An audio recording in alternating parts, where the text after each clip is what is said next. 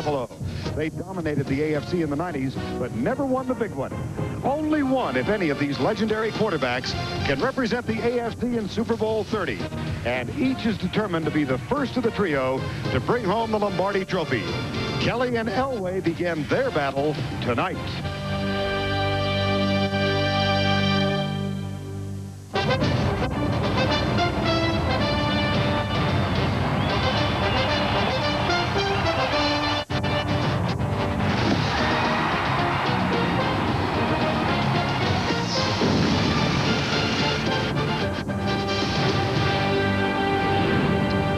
On this first Sunday in September, we come to you from the Mile High City, Denver, Colorado. And just on the western edge of Interstate 25, Mile High Stadium itself filled tonight for the 197th consecutive non-strike home game. And tonight, the Buffalo Bills make their first visit to Mile High since 1977 to take on the Denver Broncos. And good evening, everybody. I'm Vern Lundquist along with Pat Hayden. Welcome to our coverage of the NFL on TNT in an attractive game. It strikes me, Pat, is so ironic that with the great quarterbacks who came out of that '83 draft, not a one of them has walked away with a Super Bowl ring, and time is running short. Well, 0-9 for that class of 1983. And John Elway, the boy of autumn who came here from Stanford University in 1983, it's hard to believe that he is now 35 years old and the oldest Bronco. But Vern, in spite of his age and in spite of the fact that he has not won a championship, he is still one of the premier players in the National Football League, a dominating player as well. Now, he's going to be running a new offense tonight, that West Coast offense that Mike Shanahan brought over to him. And they want to have a lot of quick rhythm type of passes. And he says this opening game, the home opener, is a very, very important one. His counterpart, Jim Kelly, coming off a very serious knee injury a year ago, had his left knee operated on. He says he feels very, very healthy. And he is also operating a new offense, kind of a more two-back offense. They want to use Thurman Thomas more as a receiver. They still have some great players on offense. Andre Reed, Thurman Thomas, but it still starts with Jim Kelly.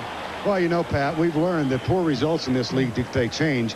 These two teams had poor results last year. 7-9, missed the playoffs. Where do the changes come? Well, for this team, like most NFL teams, wholesale changes in a lot of areas, unless you win a Super Bowl. It started with coaches. You know, Wade Phillips leaves here. He's now the defensive coordinator of Buffalo.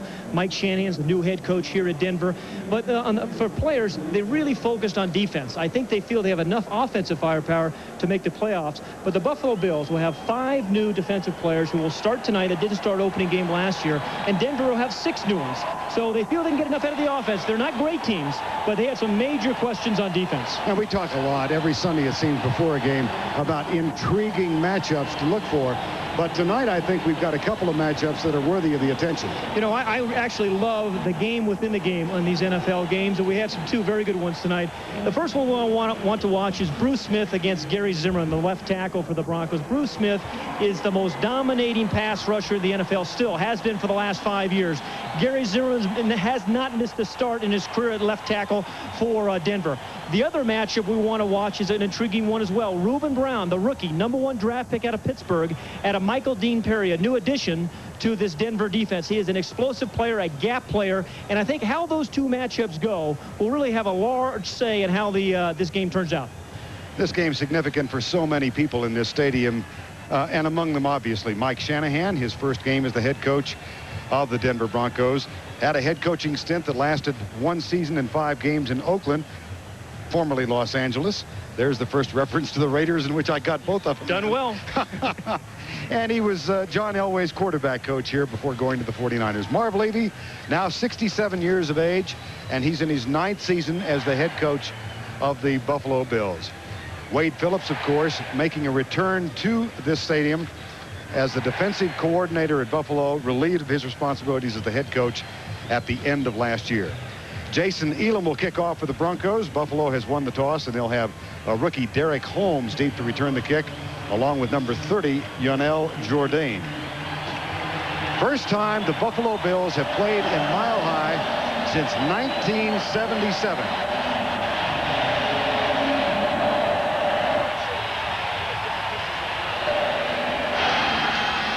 Taken by Jourdain. Good special teams play inside the 15. Nice start for the Denver Broncos. That's Ronnie Bradford, number 23, who made the tackle. Jim Kelly off the knee surgery. Last season led the league in percentage passing, 64%. And he said the key to this game is make sure we get Steve Atwater blocked. If we can block him, we have a chance of running the football. Backs in the eye. Thurman Thomas, the deep back. Gardner is the fullback. And Andre Reed is in motion. They'll toss it to Thurman Thomas. He gets a little bit of a brush block from Gardner then. Good defensive pursuit. Stops him at the 16-yard line. Buffalo opens with Reed and Copeland at the wide receivers. A lot of pressure on Lonnie Johnson at tight end. Thomas and Gardner in the backfield. And the offensive line, we will be watching number 79, the rookie Brown, all night. Corbin Lucina, number 68, and John Fina are the tackles. Second down, 7. Kent Hull over the ball at center. Kelly left flat behind the intended receiver, Thurman Thomas. It was tipped. Defensively for Denver, this was a team that was dead last against the pass in the NFL last year. They have made a ton of changes. Williams, the new guys are James Jones and Michael Dean Perry. Simon Fletcher returns at end. Elijah Alexander returns as a starting linebacker. Dante Jones and Britt Hager are new. And in the secondary, which was porous, Ray Crockett, Lionel Washington, Tyrone Braxton, and Steve Atwater. Bill Brooks comes in as a third wide receiver. And there's some confusion over the spot of the ball, so they'll start the game clock again. 25 seconds after the administrative stoppage. 3rd and 7.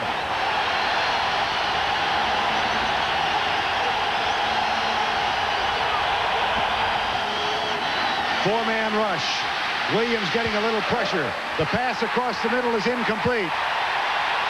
Dan Williams with the pressure. It was intended for Carwell Gardner and Britt Hager and Elijah Alexander. Well, the first part of the test has been answered for this Denver defense. I mean, they were just awful on defense a year ago. As you mentioned, 28th in the league. And they do their job. And the key thing is they got some pressure on Jim Kelly, got the hands up, and deflected a ball as well. Chris Moore is on to punt on 4th down. Glenn Milburn is back to return it. He's one of the better ones. That's nice and high by Moore. Milburn, no fair catch. He did call fair catch, and he gets the ball at the 45-yard line. So the Denver Broncos take over after the 37-yard punt. John Elway starting his 13th season, his 13th opener. He is 8-4 in season opening games, and that has significance.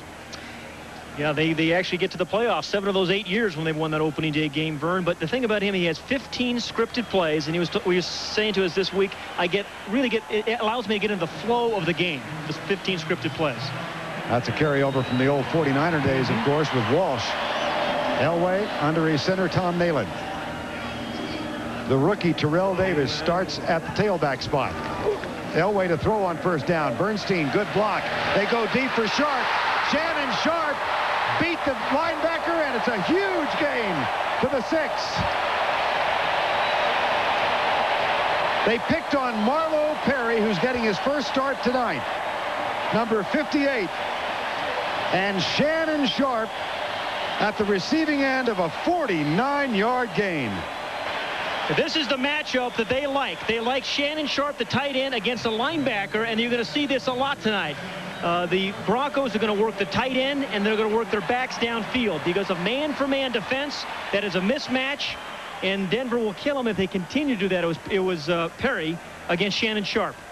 49-yard gain, 1st and goal at the 6. Inside handoff to the rookie Terrell Davis, a 6th-round draft choice out of Georgia. Terrell Davis tonight becomes the first rookie running back to start for the Denver Broncos on opening day since Floyd Little in 1967. And he didn't even know who Floyd Little was. But this is your opening drive on the first game of the season. This is exactly how you want it to go. I mean, your defense did their job. You had a big play to your tight end. Now you're right down there inside the 10. 2nd down and goal from the 4. Opening drive for the Broncos. Pritchard in motion. Elway flips it out for Terrell Davis. Good coverage. And that was Jeff Burris, number 22, the defensive back, who was right there. Pass was also a Pat, I think, a little behind Davis. Yeah, it was. And here in a third down situation, Vern, again, I think this is where Shannon Sharpe becomes a very particularly good and effective receiver. Now Elway does like to use his cadence to draw guys off on third downs and get a free play. So McCaffrey's one big tall receiver, and then you got Shannon Sharpe.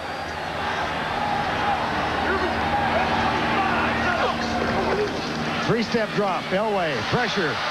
Rolls right. He was sacked 55 times last year. Fires it incomplete in the end zone. It was intended for Bernstein. Fourth down. He was looking for Ed McCaffrey. Good coverage by the Bills. You know, the Bills have come out and played a lot of man-for-man in this opening season. You're going to see, he first looks left to McCaffrey. He is taken away. Then Elway can always buy a second chance. He's been doing this for 13 years now. And a guy comes open quickly. Yeah, too many guys that are actually in the same area. Otherwise, that may have been a touchdown. Jason Elam on to try the extra point. Tom Ruan will hold. Here's Elam. And a field goal rather than the extra point. I got a little ahead of myself. So the first points of 1995 on the board for John Elam. But John Elway, a little disappointed they didn't get 7 instead of 3.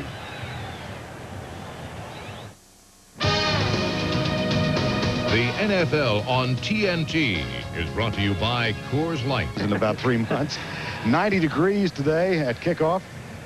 Very warm. Shannon Sharpe, a hot receiver on that opening drive. Well, you know, Mike Shanahan was saying right before the game is that I like the matchups on the inside receivers. He's talking about his backs against their linebackers and tight ends against linebackers and strong safeties. And we saw, you know, evidence of that in the first series with the big play to Sharpe. Jason Elam will kick off for the second time. This one is going to be taken by Derek Holmes at the goal line. And the rookie running back gets it out to the 20 and is knocked down at the 23. So a little better field position for Jim Kelly and the Bills. Derek Holmes, number 44. And here comes Jim Kelly, second offensive set now for the Buffalo Bills. And Vern, over the last 4 or 5 years, when the Buffalo Bills have really been good on offense is when they've got Thurman Thomas going early in the running game. He sets up everything else in their offense, but when they struggle with him early on the run, they seem to struggle offensively. He'll dot the I on first down and 10. Reed and Copeland are the wide receivers. Andre Reed in motion. Defense rotates. Atwater goes over. Here's the flip into the back. And Thurman Thomas scoots around the left side and is knocked out of bounds. Britt Hager doing the defensive job, number 54. Yeah, they're going to use him more as a receiver this year. Marv Levy was saying to us yesterday that they felt he's taken too much punishment as a runner. You know, he's averaged over 300 carries a season, I think, over the last 4 years. So they want to spread him out, use him as a wide receiver some, throw more balls to him, and maybe not hand him the ball as much this year. His yardage each season has decreased in the last 3 years from a high of 1487 in 92 to barely over 1,000 last year. Second down and 8. 3-0 Denver leads. No blitz. Thomas scoots through a little bit of a hole, but they did not block Atwater. And there's Steve Atwater. Remember we said Jim Kelly felt that they had to block Steve Atwater. Steve Atwater is the free safety, but he plays that position much like a linebacker. Now, if he's up there at the line of scrimmage and tackling Thurman Thomas that close to the line of scrimmage, you have to get him out of there. You have to throw something behind him, Vern, to allow Thurman Thomas to run inside. Broncos have made a defensive change now. James Jones is out on third down. Shane Dronette, number 99, a former starter, comes in. Cornerbacks played loose on third down out of the shotgun. Kelly across the middle. The hit by Atwater, but the catch by Copeland. Dandy grab by a guy who's really under the spotlight tonight. Yeah, Russell Copeland, I think, is one of the keys to this Buffalo season. And you know, when you play against Denver, you're going to be trespassing in Steve Atwater's territory from time to time. And he takes it seriously when you do. Now, he punished a running back to play earlier. This time he punishes Russell Copeland. 13-yard game. That's a big play for Copeland. On first down, they hand it to Thomas, and he squirts right up the middle. Got some great blocks in the middle, led by Kent Hull. And that's a gain of 9 yards out to the 48-yard line. But Vern, you see just what the pass completion Russell Copeland does. That gets Atwater out of there a little bit and allows Thurman Thomas to use his patient running style. 10:20 to go in the opening quarter. 3-0, and the Bills near midfield. That was a 10-yard gain. It's 1st and 10. And they hand it left side. Thurman Thomas this time knocked down by James Jones, who's back in the lineup on the first down play, number 93. Jones, one of the 2 early acquisitions in the free agent market. He came here with Michael Dean Perry from Cleveland. It was almost like a recruiting visit from college. That's right. Michael Shanahan took the 2 of them to a basketball game and said, look, it's a nice lifestyle. We got other sports. They signed. And they're doing a pretty good job so far. And James Jones is one of those guys that just kind of anchors the middle. He's a big old nose tackle at 290, and he sucks up a lot of blocks. Both played with Cleveland last few years. Here comes the corner blitz. Atwater coming. Thomas with the block. The pass complete. Good for the first down. Second catch for Russell Copeland. And what did Lionel Washington, the corner for Denver, say to us yesterday? He said, I don't want Russell Copeland to get off to a good start. We've seen Atwater close to the line of scrimmage playing linebacker. We've seen him in the passing game. He comes off the corner. He doesn't get there in the time. Look who picks him up, Thurman Thomas. But Russell Copeland is off to the kind of start that Lionel Washington didn't want. He didn't want him to have the confidence because this is his first start. Russell Copeland is starting in place of the departed Don Beebe. Play action. Kelly looking left, now looks down the middle, goes deep for Andre Reed. Touchdown, Buffalo. Oh, what a beautifully conceived play. Well, he had them both open. You're right. It was beautifully conceived. He had Andre Reed open, and he had Russell Copeland open for both of them for touchdowns. And that takes the crowd out of it very early. Took them 2 drives to do it, but this can be an explosive offensive team. One of the question marks was Russell Copeland, but he has done it on this drive. Andre Reed got a big smile out of Marv Levy. Reed, fresh from his best year ever, and he's had a ton of them, 7 straight Pro Bowls.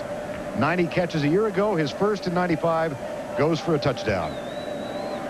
Now Steve Christie, out of Chris Moore's hold, will try the extra point. It's up and it's good. And congratulations from the 2, because Moore is holding in a spot that Steve Tasker normally does. Andre Reed on the receiving end of the touchdown toss of 34 yards. 7-3 Buffalo. Some a little better than others. Some are really mile high. And those seats are filled with quiet folks right now because the Broncos have fallen behind 7-3. Steve Christie is on to kick off. And the rookie Terrell Davis from San Diego, California, Long Beach State, and Georgia will return it. Davis, touchback, comes out to the 20. And let's go back and take a look at that Jim Kelly, Andre Reed touchdown. Well, Vern, so often what happens in the NFL, the big play is set up by something that goes on the other side of the field. What I want you to watch here is Russell Copeland. He attracts right here Steve Atwater over here, and that allows Andre Reed to come here with no safety there. It's the play away from the action that really sets up the touchdown. He runs the post. Atwater bites on Russell Copeland. So that was a big series for Russell Copeland as a receiver, and on that play as a decoy and sucking up Steve Atwater. All of which leads to a 7-3 Buffalo lead. John Elway back at quarterback. Rod Bernstein falls on it. Let's check the men behind John Elway. We mentioned the rookie Terrell Davis. Ed McCaffrey will start tonight for Anthony Miller, the Fleet wide receiver who's out with an injured hamstring. Mike Pritchard on the other side, Shannon Sharp and Bernstein. And the offensive line, they went heavy in the free agent market this year. Schlereth came in, Bodrick Thompson at right tackle, but the real matchup that we want to see is Gary Zimmerman against Bruce Smith. Brian Habib also gets a start. They load up the wide receivers to the right side. 3 of them out there. Second down and 12. Draw play, Bernstein. And Rod Bernstein chugs back for a couple to the 20-yard line. That'll make it 3rd and 10. Well, I'll tell you one thing about this Buffalo defense. They sure look a lot quicker than they did a year ago. They looked like there was going to be a natural hole there because Bruce Smith kind of rushed upfield. It looked like it was going to be, there's Wade Phillips, the new defensive coordinator, formerly of Denver, but I'll tell you, there's some speed on this defense, and they can get after the passer. 25 sacks in preseason, which is remarkable. And after only about that many last year. Here's out of the shotgun, Elway. Almost sacked. He almost throws it away, or rather into the arms of Bryce Pop, number 95. And we said we wanted to follow the matchup with Bruce Smith and Gary Zimmerman. That round goes to Bruce Smith. He caused John Elway to step up into the pocket. Now, he's got an explosive first couple of steps. And you see, Zimmerman, you talk about defensive backs being on an island. He's on an island there. He forces Elway to step up. That disrupted the rhythm of the pass and caused the incompletion, nearly the interception. Here's the punt from Tom Ruin. Jeff Burris waits for it, has it at the 23. And a modest return out to the 29. A fumble. Loose ball recovered by. A lot of Broncos are pointing, no officials are yet. Yes. It always seems to happen, you know? Yeah, and it becomes a rugby scrum.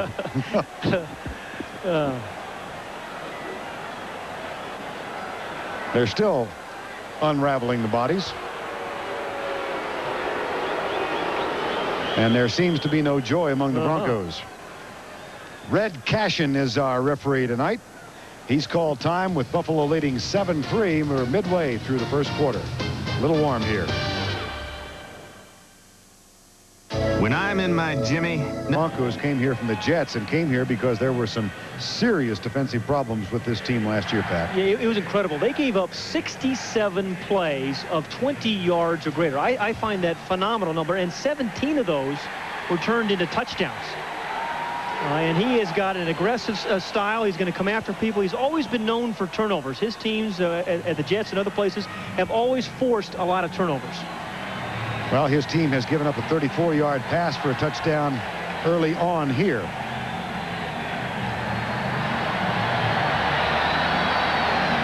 And can you believe this? In 1995, they've actually tried to start the wave here. I thought that's passé, isn't it? Well, things are laid back in my home state now, but you know, somebody hadn't gotten the word. First down and 10. Thomas, and they went for the ball, didn't get the ball, but got him at the 30-yard line. Marv Levy said he's going to go to the two-back offense because he feels Thurman Thomas has just been carrying the ball too much of the workload. And that'll, I think you said a while ago, Pat, make him much more active in the passing game. Yeah, absolutely. You know, the cumulative effect of all the hits you take over a 7-year career, this is now his 8th season, I mean, it can have an effect. It can slow you down. It does slow you down. Second down and 8, 7-3, Buffalo leads. Backs are split, Kelly back. Good protection. Goes deep. Russell Copeland and Tim Houck, number 37, in as a nickel, came flying. Tim Houck, who is another free agent acquisition. He came over from Green Bay. Well, we said we were going to watch Reuben Brown and Michael Dean Perry as well, the rookie against the veteran. Number 95 is Michael Dean Perry. He's going to get some help there with Ken Hall. And that's the thing you have to do. Generally, you're going to have to double team Michael Dean Perry. And the beneficiary of that for the Bronco defense will be Simon Fletcher, who's been a great pass rusher for a long time here in Denver. 3rd and 8. Shotgun. Bill Brooks in as a third wideout. Flags are down. This may be. Whoops. Oh, boy, they went. That's always frightening, isn't it? It is. And Dan Williams actually got blocked into Jim Kelly. And that wasn't a cheap shot. Dan Williams, who has been oft injured here. The snap. False start, right side of the offensive line. 5 yards, still third down. Dan Williams, one-time number 1. He's had a star-crossed career here, 6 surgeries and 1.5 sacks. Yeah, number 1 draft pick in '93, and you know, Greg Robinson, the defensive coordinator, said we think this has to be a good year for him. I mean, we have to find out if he can really get it done. They believe he can be a powerful player, and these are the kind of downs you need powerful players, putting pressure on the quarterback. 3rd and 13.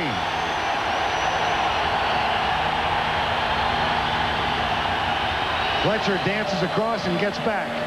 Kelly pumps and goes deep. Incomplete. Coverage from Lionel Washington, now in his 13th year. He came here as an unrestricted free agent from the Raiders. Lionel Washington he is still fast enough in his 13th year to play. But you see how smart, you see him looking in, he's reading the pattern and reading the quarterback. And as soon as he sees the quarterback step up to throw, gives a little jersey tug, and then gets in position to make a perfect play, because that was a great throw and a good defensive play. Here's the high punt from Chris Moore, and the fair catch called by Glenn Milburn at the 26-yard line.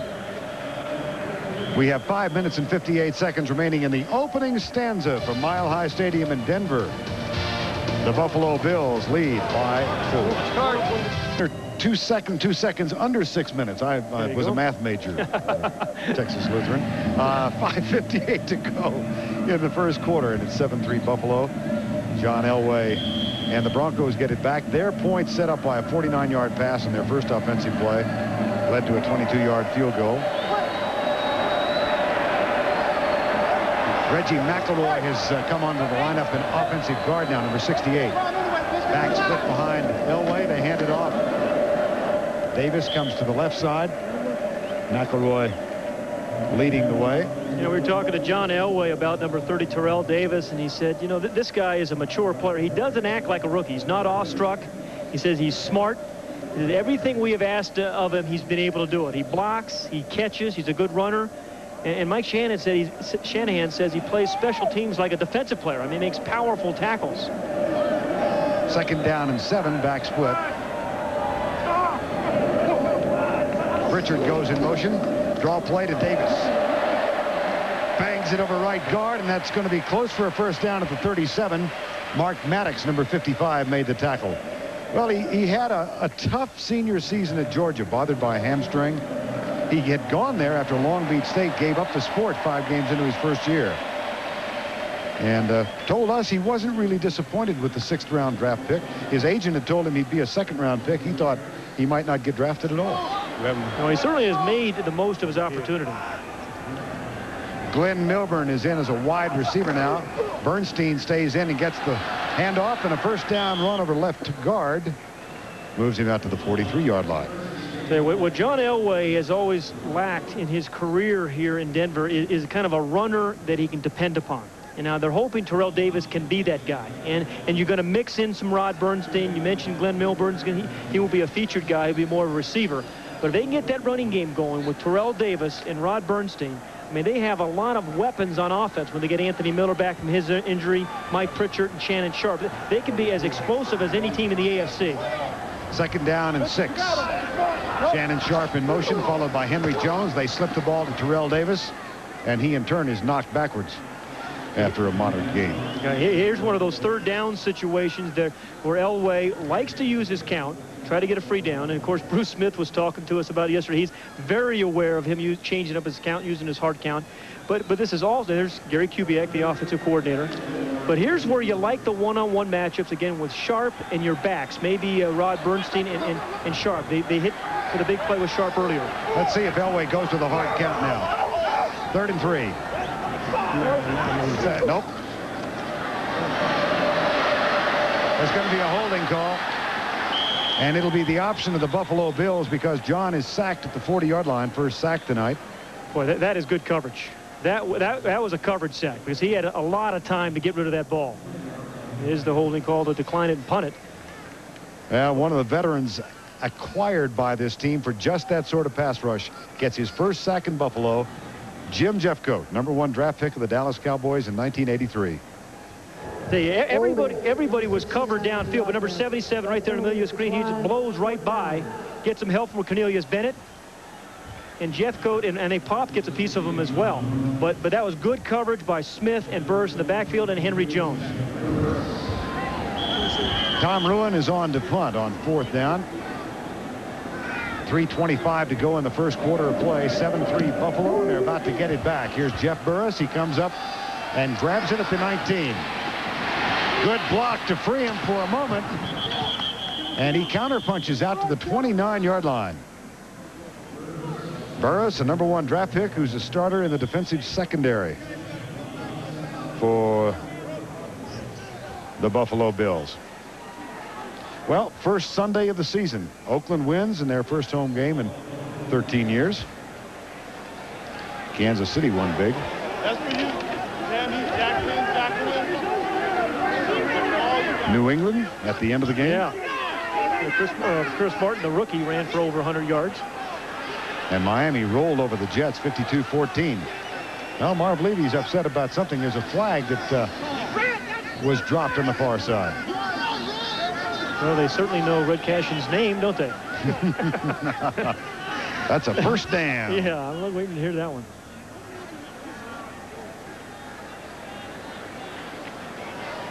Line judge Charles Stewart.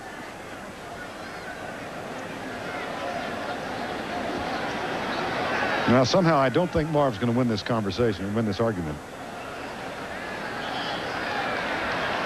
Come on, Red. Here we go. Okay.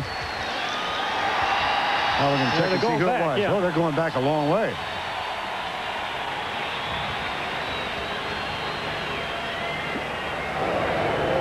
Personal foul, unnecessary roughness on the receivers. The block was out of bounds. Be a 15-yard penalty. First down and 10. Yeah, the key thing there, though, is a 1st and 10, not a 1st and 25. Now let's go back and take a look at that block that was judged to be out of bounds. Rod Smith is the recipient of the block. He gets pushed out there. And he's fighting his way back in. Well, there's no illegal block there that I've seen so far. I don't know. And they didn't tell us who it That was not on Rod Smith. No. Here's Kelly to Thomas. High steps and gets a couple. Thurman Thomas already with his 6th carry. 7-3. Buffalo leads it. The touchdown came on a 34-yard pass from Jim Kelly to Andre Reed. When you think about this Buffalo team and what they have gone through, you know, 4 Super Bowl losses, and they followed up with a 7-9 season a year ago. They've lost 19 free agents over the past 2 years. This, other than the key stars, and they saw some great ones, this is really a new team, particularly defensively. 2nd and 8. Kelly got a rush, got rid of it. Thurman Thomas has it. And he spilled at the 20-yard line. Good job by Kelly. Michael Dean Perry was right there. Number 95 working against the rookie, Brown. You got Michael Dean Perry, number 95, on the rookie. Reuben Brown, number 95. And this is kind of a power rush, but he's a gap player. He's not going to run through guys, but he's going to run through your gaps. And if you don't get your hands on him quickly, he's going to hit your quarterback like that a lot. I mean, he's hard to miss. He's 285 pounds. You can't have a no-hitter. You got to get your hands on him. Matador offense. Yeah. 3rd and 3. Bill Brooks in as the 3rd wideout. Thomas goes in motion near side. No blitz. Kelly in trouble. Incomplete pass. Buffalo punts. Boy, did Ray Crockett, number 39, do a great job. I think it was on Bill Brooks. I mean, he was looking for Bill Brooks. Jim Kelly was. And Ray Crockett now playing left corner. You're going to see it started with pretty good protection. They take care of Michael Dean Perry. That time, Reuben Brown does a good job. And Ray Crockett just jammed him and would not let him inside. It's a heck of a play by Crockett. Here's the punt by Chris Moore. Nice and high. Boy, that one rides the sky. Milburn back at the 24. Has a chance to return it. Has a chance for a big return. Cut down at the 47. Tony Klein, number 88, rookie tight end, made the tackle. 7-3 our score with 1:28 to go opening quarter. Next Sunday, we begin at 7 p.m. Eastern Time with the Coors Light, and we saw Philadelphia and thought they'd do well. What do we? Here's Elway, Shannon Sharp. Big play. Yeah, the way this West Coast offense that Mike Shanahan uses the tight end position is really something fun to watch, I think.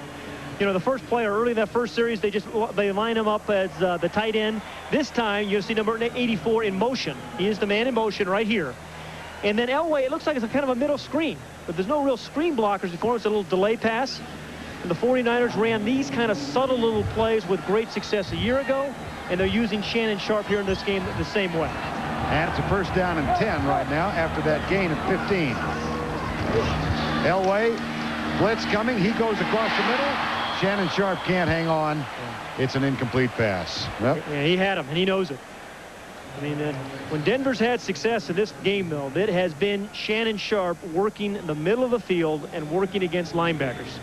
And what did Shannon say to us a couple of days ago? In this offense, he said, I can catch 100 passes or more. Yeah, he was almost salivating and smiling at the same time, which is a weird juxtaposition of things one does anatomically. There you go. But he was talking about his health. He's got bad ankles, and said if he could stay healthy, there's no way he doesn't catch 100, which would equal his brother Sterling's annual output in Green Bay. Used to be. 2nd down and 10. Elway has to get rid of it early. No flag. Mike Pritchard wanted the flag on Maddox. I really thought he should have gotten one. I want to tell you, though, there goes a late flag there. I think they're going to call something on Mike Pritchard. It started, though, with Bruce Smith again against Gary Zimmerman. Remember a play earlier, he came upfield on Zimmerman outside. This time, he comes inside with a little swim move. He set that move up with an outside rush a couple of plays earlier, and then he lets John Elway have it.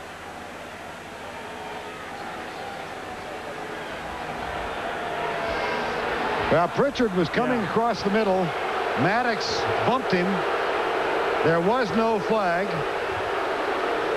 And then obviously Mike Pritchard got a little argumentative. Unsportsmanlike conduct. Number 81, 15 yards. After the pass was incomplete. 3rd down. Loss of down. 3rd down. It's a loss of down. Yeah, you know, the penalty was not on the play itself. He was grabbed. You're right. Maddox grabbed it. Should have been pass interference there. But the compounds a mistake. He gets up and screams at the official. Who knows what he said, but then they call it on Mike Pritchard. But he had a right to be angry. 3rd and 25. 7-3 score. Last 40 seconds first quarter. Elway drills it. Pritchard, but that's short of the 1st down at the 34-yard line. Yeah, but they should be in field goal range, though. They didn't get the 1st down, but they have an opportunity to put 3 on the board.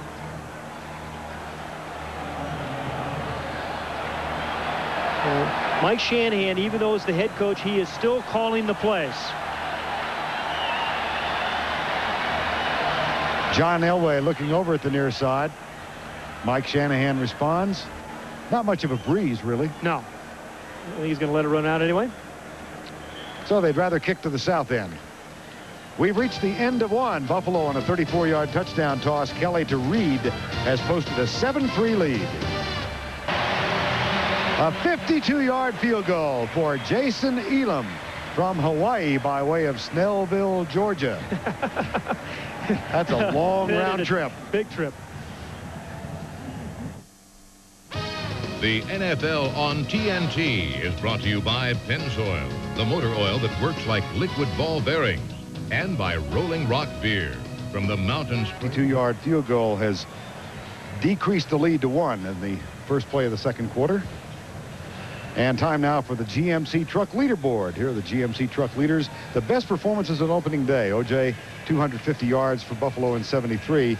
Van Brocklin, 554 passing. And my old buddy Frank Clark for the Dallas Cowboys in 1962, 241 yards. Now look what happened today. Well, Terry Allen, 131. That's a nice start. That is nice. Frank Reich had a big night, a big day today, although in a losing cause. And Michael Jackson, 157 yards in a losing effort. Somebody could pass one of those marks tonight, I suppose. I doubt it, but it's still available, still open, it's still possible. We got 3 quarters to play. Yonel Jourdain. Alan Aldridge, part of the special teams coverage. So is Reggie Rivers, number 38, who made this team by the whiskers on his chin. And he's a really likable young man who's a multifaceted media giant. He writes a column for a local paper. He has a radio show. He co-authored Vance Johnson's biography. He's working on a novel. Yeah, he's got a publicist, too. And when he found out that he had made the roster this year, the first call came from his publicist. Yeah. I guess we all need those from time to time, right? Like his style. 1st and 10. Backs in the eye. Kelly. Incomplete. Intended for his tight end, Lonnie Johnson. There's a story there. They're going to miss Pete Metzelaars. I believe Pete Metzelaars, caught 49 balls for the Bills last year, but they're really going to miss him, I think, in the running game. If you're going to run outside the NFL, you have to have a dominating tight end that can block, and Pete Metzelaars was that guy. And that's an unsettled position for Marv Levy at tight end. Lonnie Johnson has talent, but he's not a proven player. Metzelaars, by the way, caught the first touchdown in Carolina history today from Frank Reich, another former Bill. A little buff to buff. Second and 10. Back split. That's Thurman Thomas again. Even though Buffalo is leading this game 7-6, they still have not gotten a way to get Thurman Thomas really involved, certainly in the running game. And we said they're most difficult to stop when they get him going in that running game. He is a great stop and start and go sideways and backwards and never stopping kind of runner. Enough commas in that description? John Fina is the injured player, the left tackle, number 70. Hey, remember, we talked about how Buffalo's a different team. Their starting tackles they've lost. Will Wolford a couple of years ago, House Ballard. So they, they've kind of reconfigured this team. Marv Levy has. You look at him. He looks like he actually understands the Federal Reserve System. I don't, but he looks like he does. And can explain it. Yeah. Which is really frightening. Yeah. It is. I don't know that he likes us saying that about him. Here's Fina from Arizona. Corey Lucci is going to take his place, number 72. You're going to watch his right arm, number 70. Hyperextended elbow. Yeah, right in the back of Thurman Thomas. Right in his shoulder pad. Oh. Now, these linemen, though, I tell you, these guys are tough guys. They kind of patch them up. They turn them up, put tape and aspirin on it, and they send them back in. 3rd and 9. 14-15 to go first half. Kelly out of the shotgun.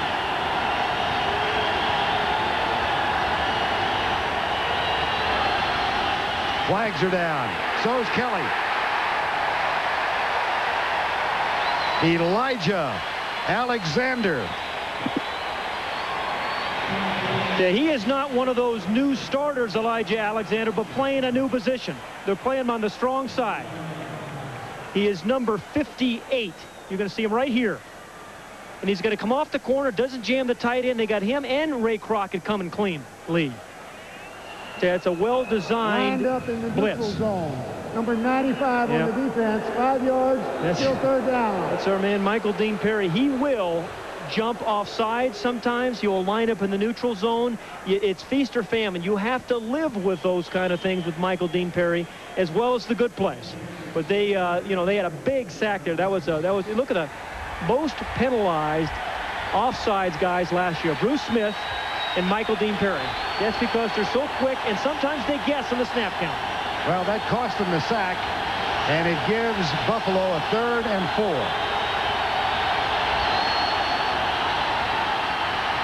Kelly got him again, threw it away. And Red Cashin, no indication of intentional grounding. They're going to say his knee was down. Jim Kelly's knee was on the ground when he threw the ball. Yeah, Michael Dean Perry goes the long way this time. He can be a gap player, and this time he goes all the way on a stunt around Jeanette. He's got an explosive burst, a different type of player than Bruce Smith, but equally quick. And when he gets there, he always seems to make the play. Guys don't bounce off him. Here's the punt for Chris Moore. Shanked it. Oh, thank you very much. I love saying that. Shortly. Surely it was short. There you go. That'd be a nice adverb in there. Good news for the Denver defense. They had only 23 sacks a year ago. They just got a big one from that man. Newton's first law of inertia states that an object in motion will stay yards away from the Buffalo end zone. Yeah, and this still is a game of field position. This is a situation that Denver has to take advantage of the good field position, particularly when you're at home. Davis and Bernstein behind Elway on first down. See if John might want to try and go for it all. Nope. They'll give it to the rookie running back, Terrell Davis, number 30. This is a town, Pat, I know you know this, that absolutely adores its Broncos. And here's Terrell Davis, who made the team as a 6th-round draft choice.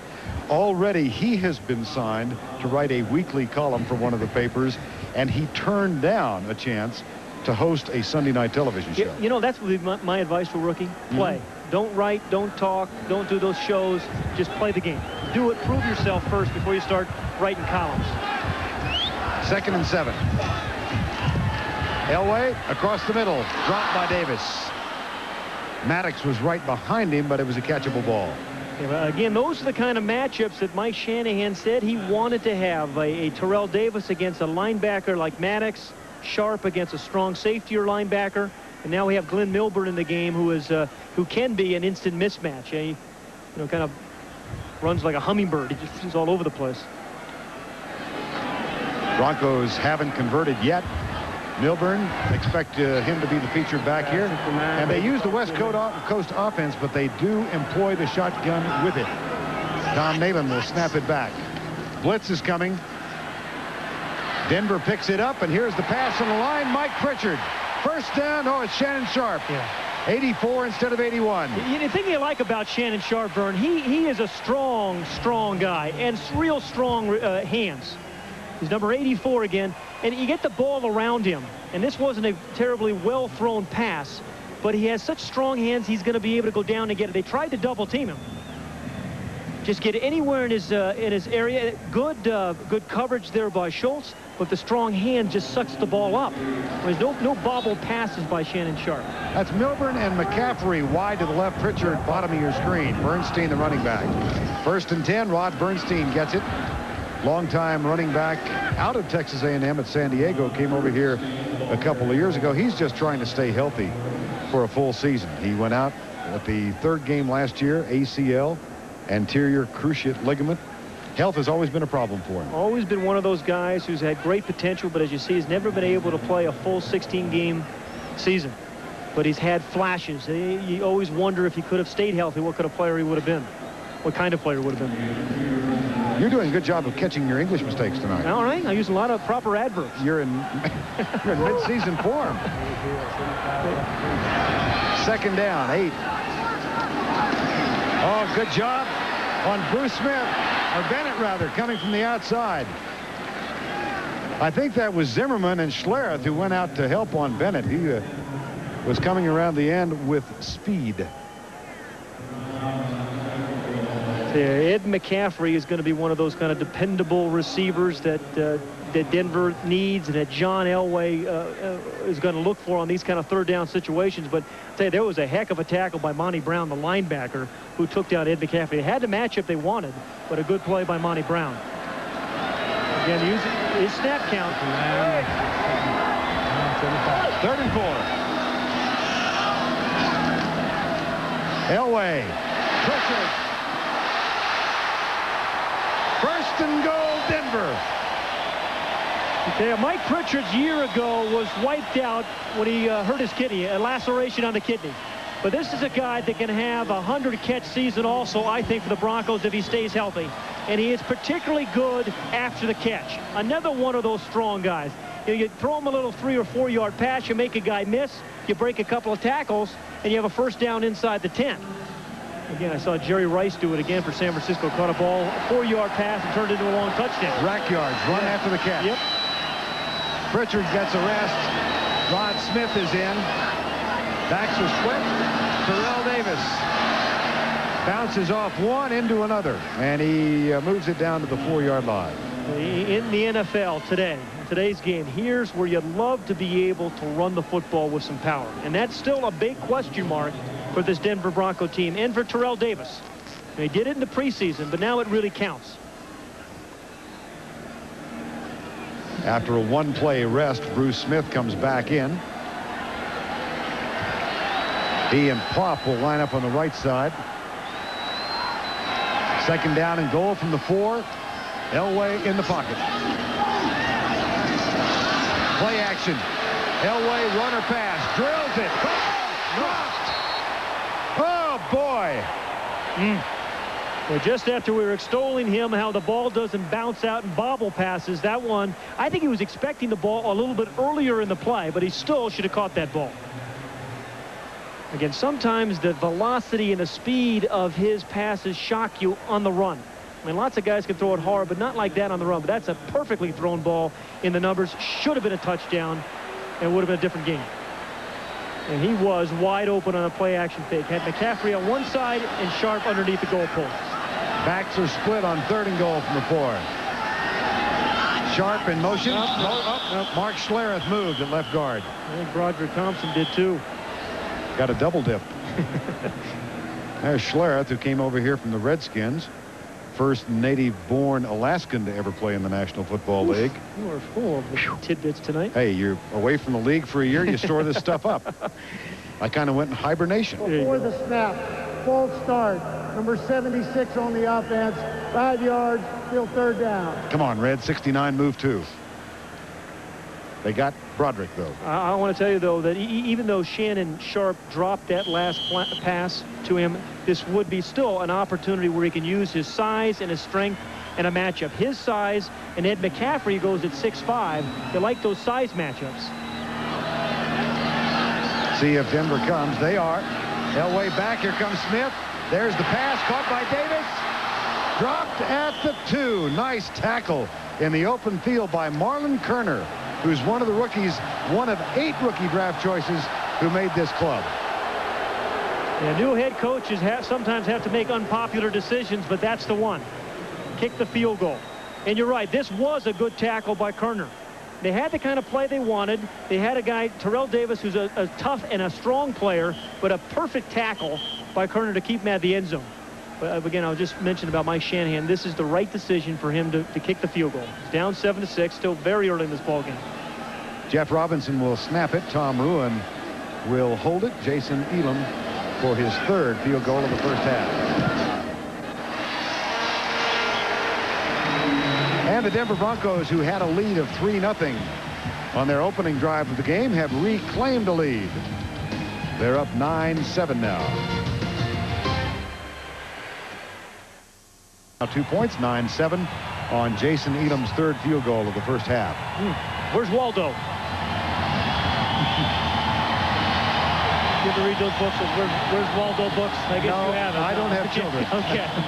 You got to find him in the crowd. I study the Federal Reserve. There you go. Yeah. Elam will kick off. Jourdain and Holmes wait to return it. This will be Yonel Jourdain at the 2-yard line. Ronnie Bradford makes the first contact, number 23. Reggie Rivers was also there. Now let's take a look at the Lee Sport scoreboard on this opening Sunday of the 1995 NFL season. San Diego loses to the Raiders, and Kansas City wins big on the road. Boy, it was a great day for road teams today. Except for Cleveland. I didn't know that was the next one that's going to pop up, or for the Jets as far as that goes. Yeah, watch out for Miami, though. They have a lot of weapons. How about Pelfrey? 5 field goals. He also punted in that game as well for Cincinnati. That's the first Cincinnati win in September since '92. Houston over Jacksonville, 10-3. First down and 10, Buffalo. Gardner. They hand it off to Thomas. He slips and falls and squirts for a couple. That is the 8th carry for Thurman Thomas, but he has had only modest success. 24 yards, 3-yard. Yeah, you know, when you watch Thurman Thomas, you know, his moves are nifty, but they're not brilliant. He doesn't overwhelm you with power and speed. He's always done it with creativity, with patience, and using his teammates, his blocks, setting up people. I don't think there's anybody in the league that sets up blocks better than Thurman Thomas. Got a couple then, 2nd down and 8. 9-7, Denver leads it midway through the 2nd quarter. Kelly looks left, batted down. Mike Lodish might have gotten a hand up, or Dan Williams, number 90. It was Williams. You know, if you can't get there and you push the pile back, the next best thing is to get your hands up. You know, you go 6'4" like Dan Williams does. At the bottom of the screen, number 90. He gets right into Fina. He's battling a bad angle and a perfectly timed jump by Williams. You know, battling that bad elbow, I mean. Those are the kind of power plays they expected from Dan Williams when they drafted with the first pick in '93. First pick out of Toledo. It's 3rd down and 8. 3 wide receiver set. Kelly will go from the shotgun, but he has to call time. The play clock was down to 1. So the Bills burn one. 7:31 remaining in the first half of play. And the Denver Broncos lead it by a couple.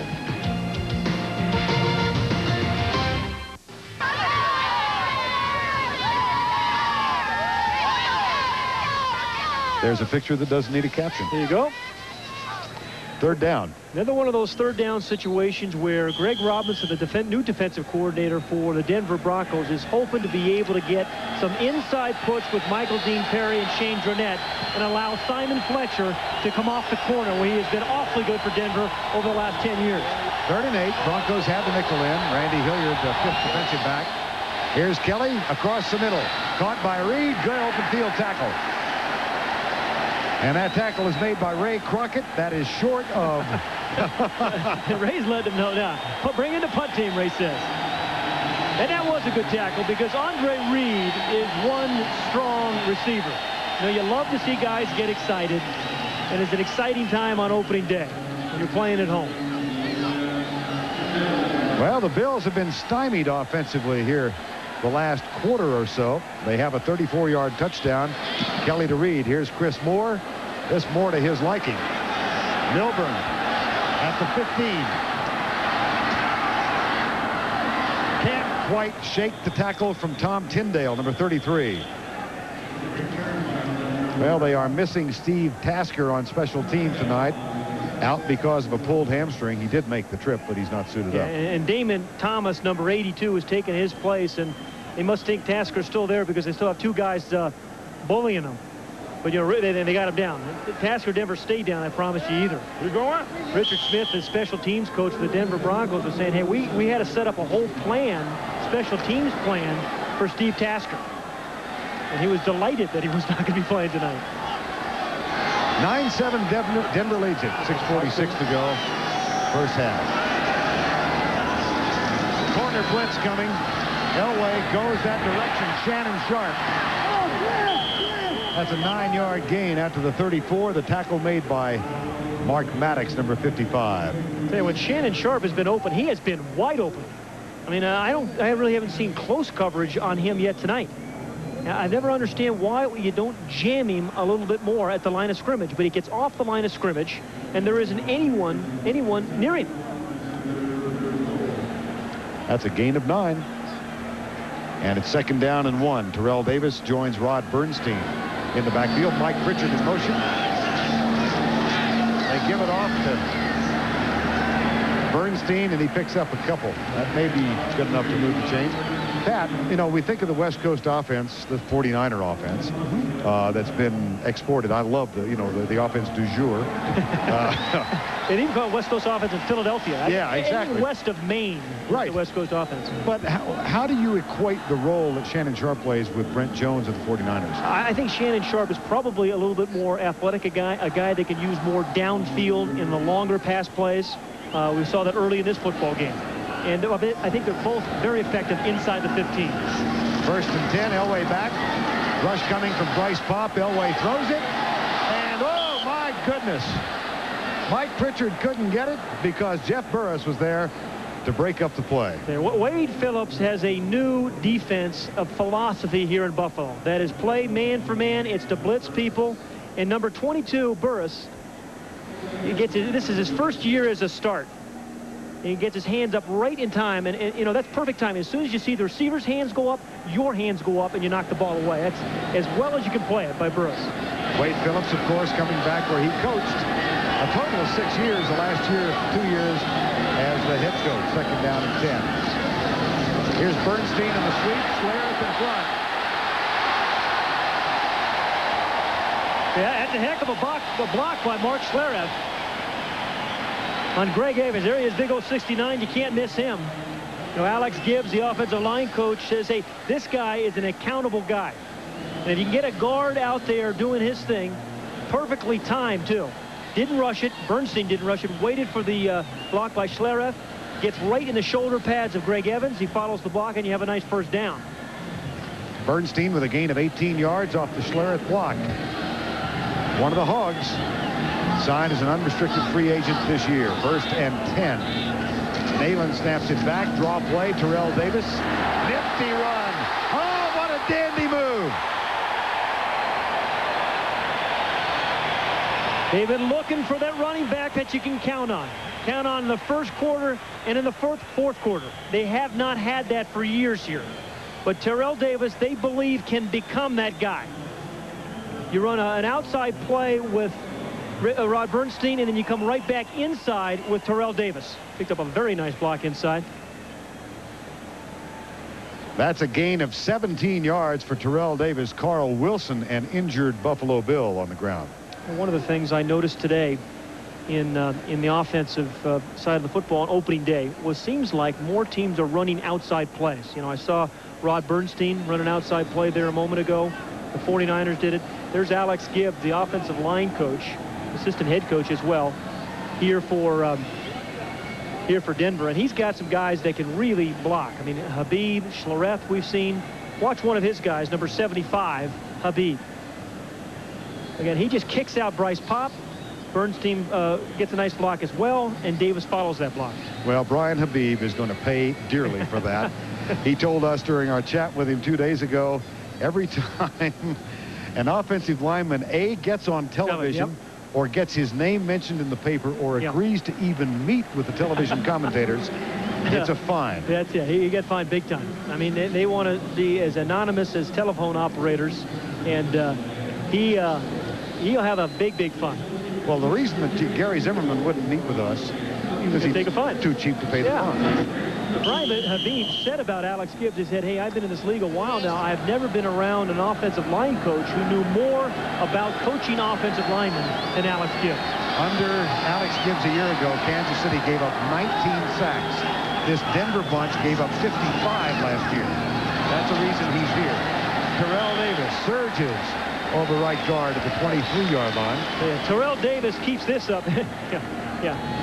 He is a demonstrative guy. He goes out with his offensive lineman. He'll chew him out, but then he'll pat him on the back.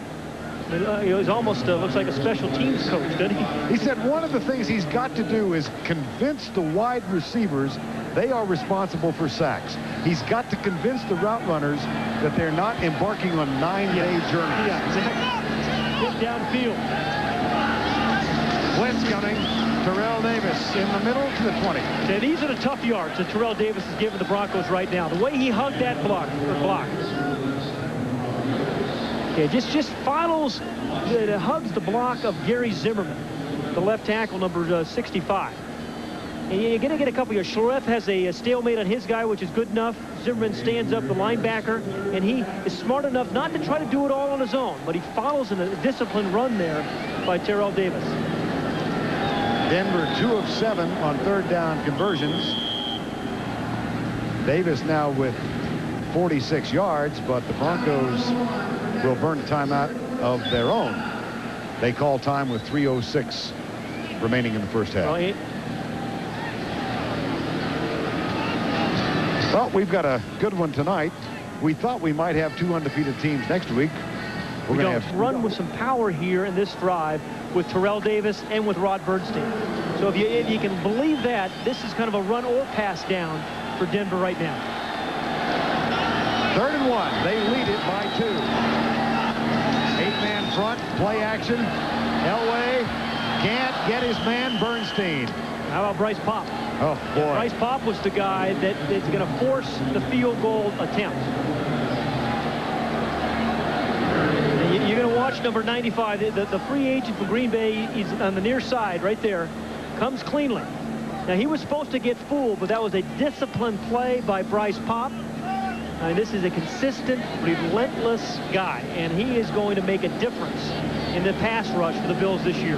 Coming off a great season for Green Bay a year ago, made his first Pro Bowl. And here's Elam for his 4th field goal attempt in the first half.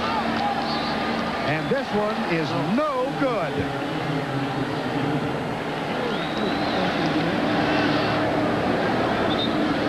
So Elam comes up wide. He didn't come up short. Yep. Neither one of these offenses really seem to be in sync tonight, Burns. I mean, we have a 9-7 ball game, and it is the opening game. Mike Shanahan said one of his concerns about this particular game was my offensive team has not played together this preseason. Everybody's been hurt. Anthony Miller was hurt for a while. Ed McCaffrey was hurt for a while. Haven't had my whole offense together, and they're kind of playing like that. But the thing about both these quarterbacks is they do not get discouraged. They can be ugly for 3 quarters and play great in the 4th quarter. Out of the shotgun, here's Kelly. The Bills down by 2. Hold on. He catches his tight end Lonnie Johnson, but there are 2 flags in the offensive backfield. So we'll see if Johnson's catch will stand up. I don't think so.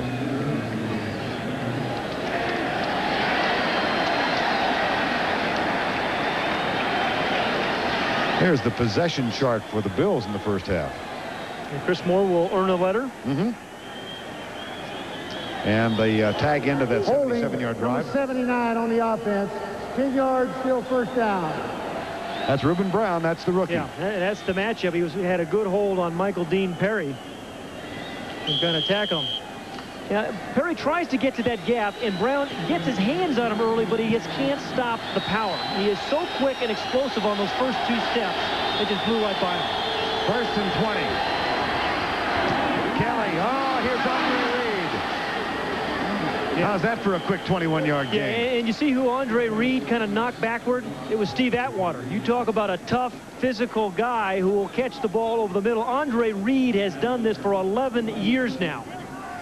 First of all, it was a frozen rope. I mean, that ball got there quickly. It was a perfectly thrown ball right in the numbers. And then he runs through Atwater for the extra couple of yards to pick up the first. Kelly back, left side. Tipped, almost picked off. Oh, it's a Ray Crockett. Intended for Bill Brooks, and Ray Crockett was right there. He's having a night, Ray Crockett, isn't he? And we've seen him make a couple of tackles in critical situations, knock the ball away. Made a 1 tackle, 2 yards short of a first down. Now, he's back playing left corner. Vern, last year he played right corner after coming from Detroit as a free agent. And you get the feeling he just feels a lot more comfortable over there on the left side. If you're comfortable, you're confident, and then you play better. And they've got Lionel Washington in his old spot. Now 2nd down and 10. Here's Kelly. Blitz coming. Crockett. The pass behind Lonnie Johnson. James Jones had drifted back in pass coverage that time. That's a huge load to move north. Yeah, well, Greg Robinson did that a lot last year with the Jets. I mean, he would bring outside guys and then drop off defensive linemen in short zones. And the pass incomplete makes it 3rd and 10. Buffalo is 1 of 6 on 3rd downs. Kelly is 7 of 16 from 95 yards. Damon Thomas in as an extra wide receiver. 3rd and 10. Here comes Michael Dean Perry. Oh. And there goes Thurman Thomas. Had something set And here up. comes a flag from, I don't know, the 25-yard line. That was a hefty throw by the field judge. Holy cow. Bill Schmitz.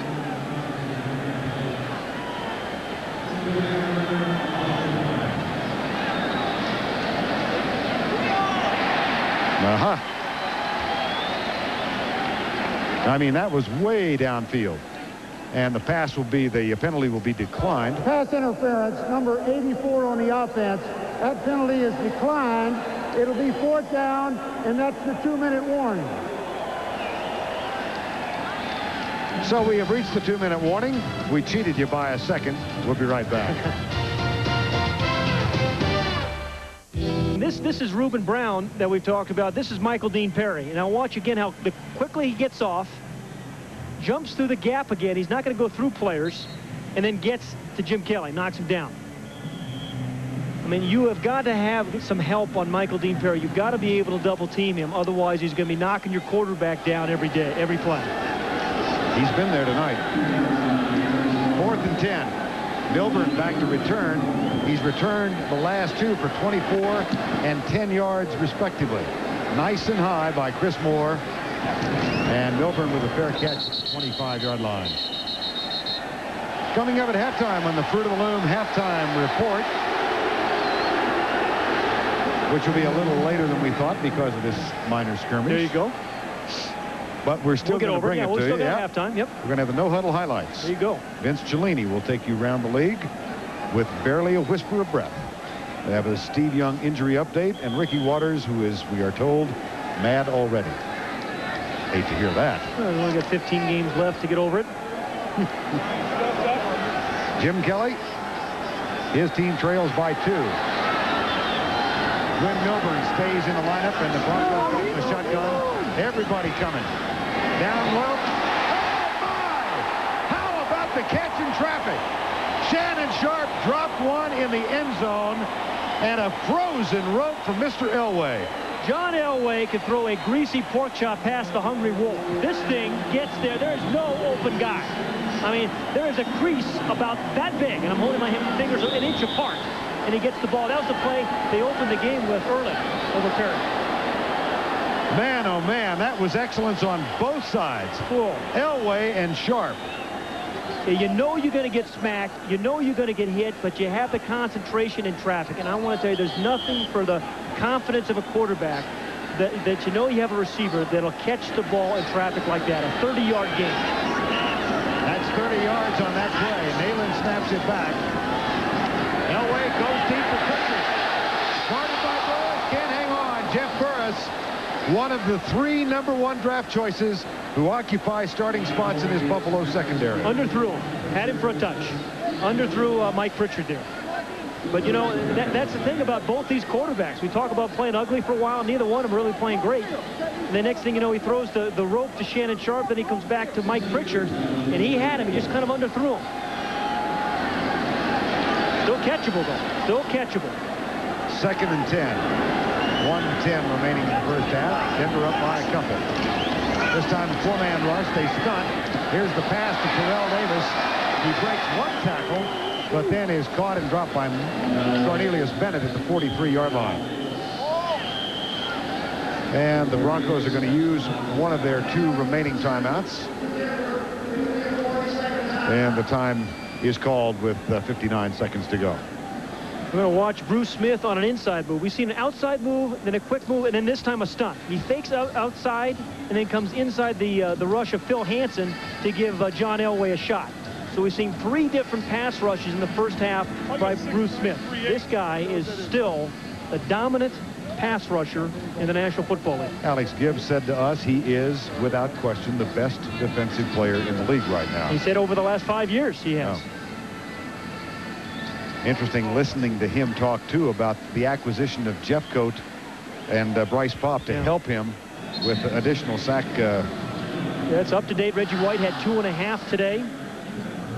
You see where Bruce Smith is, and he is an absolute force, and he is a change of pace. And as Alex Gibbs was saying, hey, 5 years ago he took some plays off. He doesn't do that anymore. He's playing hard every down. 3rd and 8, 59 seconds remaining. First half. Blitz coming. They bring 7. Here's Elway. He can still get it done, can he? But he fumbles. And the ball is going to be down at the 30-yard line. Carl Schultz. He may be 35 years old, and he may not be as fast as he once was, but he's still fast enough. Clock running with 34 seconds to go. And now stopped at the 34-second mark. Vern, I've always thought John Elway is the best scrambler ever in the National Football League. Not necessarily the best runner. I mean, maybe Roger Staubach was, Steve Young, and some guys like that, Randall Cunningham. But the best scrambler because he is always still looking downfield for a big play. And he felt Kurt Schultz behind him. Kurt Schultz does a nice job of stripping the ball, but there's old Shannon Sharp to lend a hand to his quarterback. 2nd down and 10. 34 seconds to go.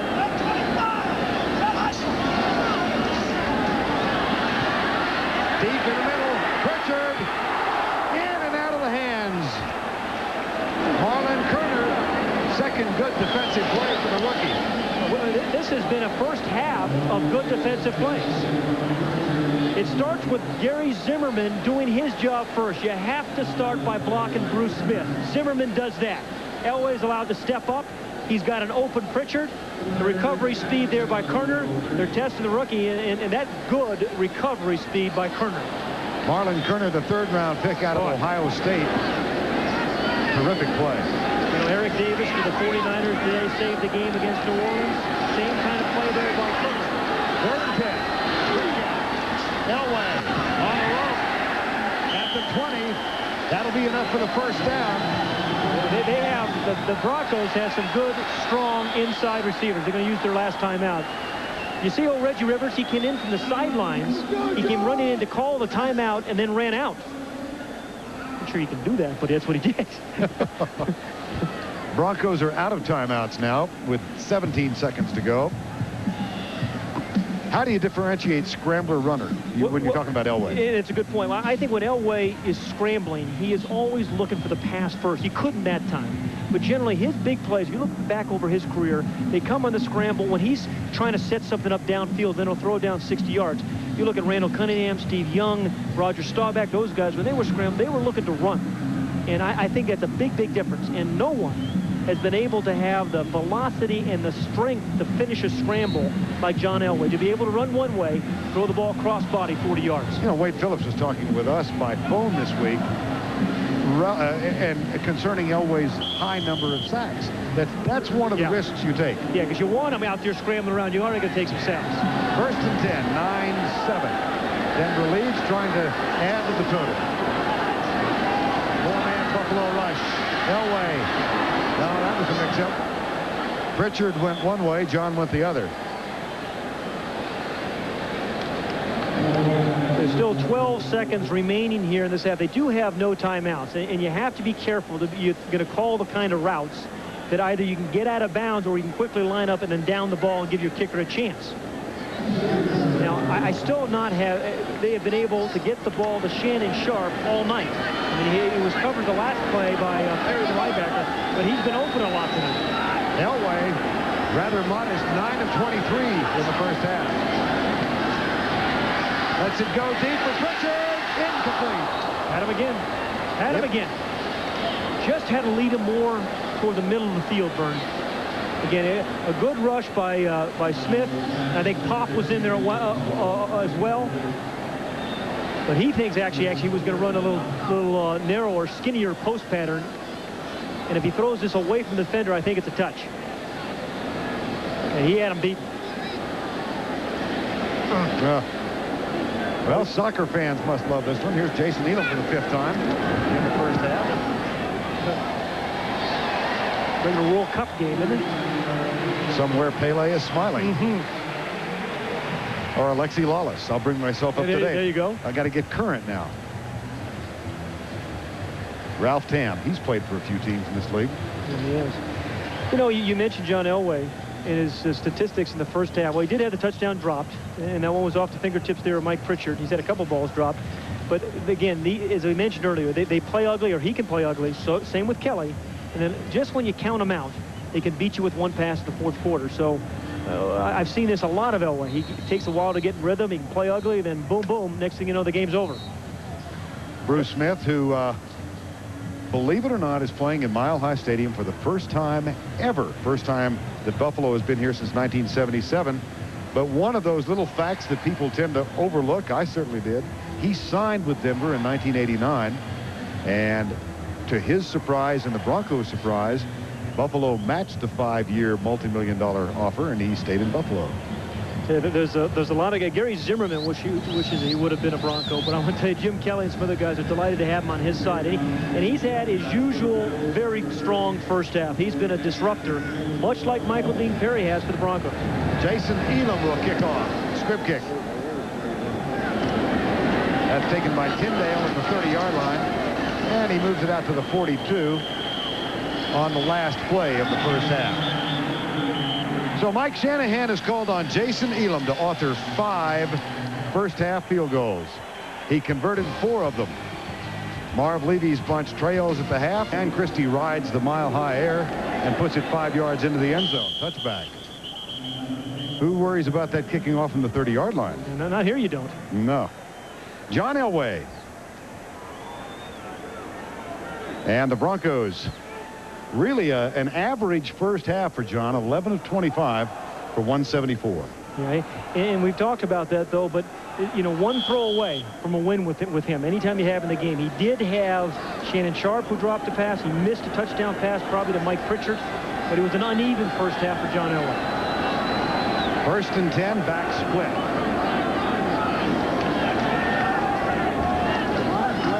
They hand it off. Terrell Davis gets a couple. Actually, doesn't get back to the line of scrimmage. You know, just talking about Terrell Davis and Brian Habib, the offensive guard, was telling us that, hey, this guy is a hungry, hard-working rookie. And, you know, when you come in as a 6th-round draft pick, that's what you should be. And, you know, he had a nice little first half. He ran for 46 yards, and, you know, he's showing some flashes here. He had some tough yards. They were the tackle type of yards. 2nd down and 10. Elway stands strong.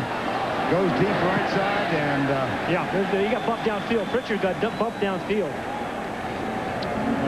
That should be the 5-yard variety. Yeah. Yeah, Mike Pritchard, we were talking about him earlier. I think he has a chance of having a very, very good season for these Broncos because he is so good after the catch. Remember, after 5 yards, you can't bump him. Looks like he gets jammed right there. Wasn't significant, but they'll call it, and they did on Jeff Burris. Mike Pritchard played collegiately at Boulder. Here's Red Cashin. That's going to be the big kind. The adult version. Yeah, I guess they deemed the ball catchable. I thought it was an illegal contact for the 5-yard version, but they deemed it. Defensive pass interference. Number 22. Here comes. 1st down. There we go. Yeah, there he is. Now the season's begun. Yeah, I've been waiting for that all night. Jim Kelly checking his options. A lot of times you run the same plays just in different formations, so you go into the game with probably 40 or 50 different plays, maybe off of 8 formations. Elway back on 1st down. Gets a little pressure, finds McCaffrey. And Ed McCaffrey, who starts tonight in the place of Anthony Miller, makes the grab. McCaffrey, 6'5" receiver from Stanford, who was a draft choice of the New York Giants, played there 3 years, then to San Francisco, and signed here as an unrestricted free agent. There once again, Bruce Smith was made his presence known. You see Pop from one side, Bruce Smith from the other. And then you get the tackle there by Perry. But I think Pop is going to help Bruce Smith this year in the long run as a pass rusher. 2nd down and 7. Pritchard in motion. Draw play. Whoa! Dandy. Phil Hansen, who's really the unsung member of that front line. Yeah, you know, you talk so much about Bryce Pop, and you always talk about Bruce Smith and Cornelius Bennett. This is one of those solid guys. You see what he did there. Good point of attack type of guy. He'll come in from the right part of the screen, number 90. Just kind of blows through Brian Habib, throws him away, makes the stop. But you need guys like Phil Hansen and Ted Washington. If everybody's rushing the passer, you need some guys to stay at home and stuff the run, and Phil Hansen did right there. 3rd and 10. Glenn Milburn is in along with Terrell Davis. Shotgun, 5-man, 4-man rush. Elway steps up in the pocket. This is picked off. Henry Jones has it, number 20. And Jones comes to his left. Grabs the deflected pass, and you told me this afternoon, every time you see him, he plays well. Yeah, Henry Jones always plays well on TNT. But again, it's the rush that forces him to step up. Okay, this time it's Jeff Coat, number 77, Smith, 78. Now, then he took a shot by Schultz. I'm talking about Terrell Davis. But a heads-up play and a catch by Henry Jones. I mean, this guy is a strong safety, plays the position a lot like corner, yet he is strong enough at 200 pounds to come up and stuff you on the run. He is a very versatile, strong safety. 1st and 10 after the turnover. Kent Hull at center.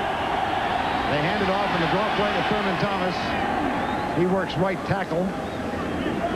Runs into Elijah Alexander and Dante Jones, numbers 58 and 53. There's Henry Jones. Well, he has done it everything. He has the ability to cover, you know, guys one-on-one. He can cover wide receivers. They haven't really put him on Shannon Sharpe. I think maybe they should. But Vern, I think if the Buffalo Bills are going to win this football game tonight, Thurman Thomas is going to have to get the running game going. Averaging 3 yards per carry so far. Here's his 10th carry of the game. And Steve Atwater is there to make an arm tackle. Atwater got his left arm up.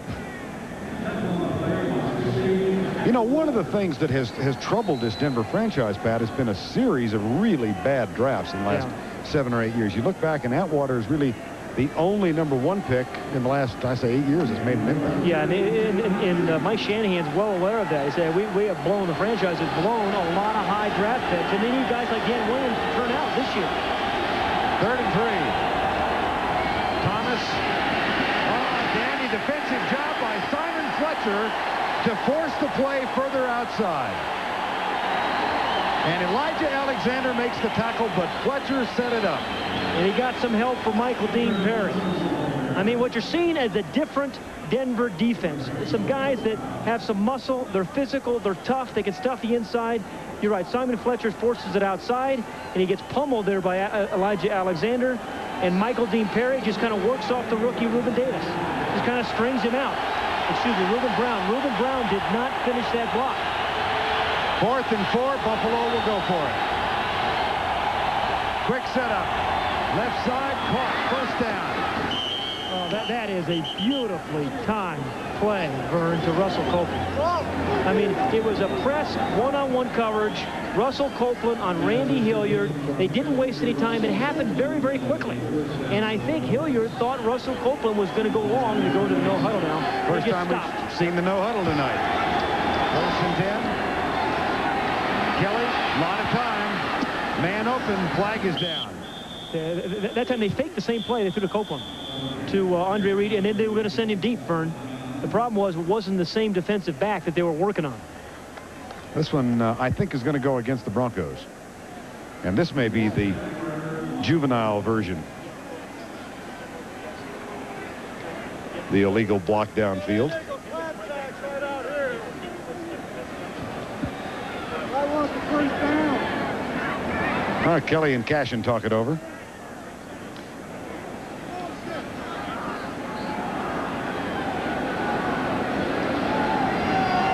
Illegal contact, number 48 on the defense, 5 yards, 1st down. There he is. Let's go back to the prior play, the one before on the 4th down play. This is Russell Copeland and number 21, Randy Hilliard. Here's the 1st down marker. He's going to fake deep and then just kind of stop.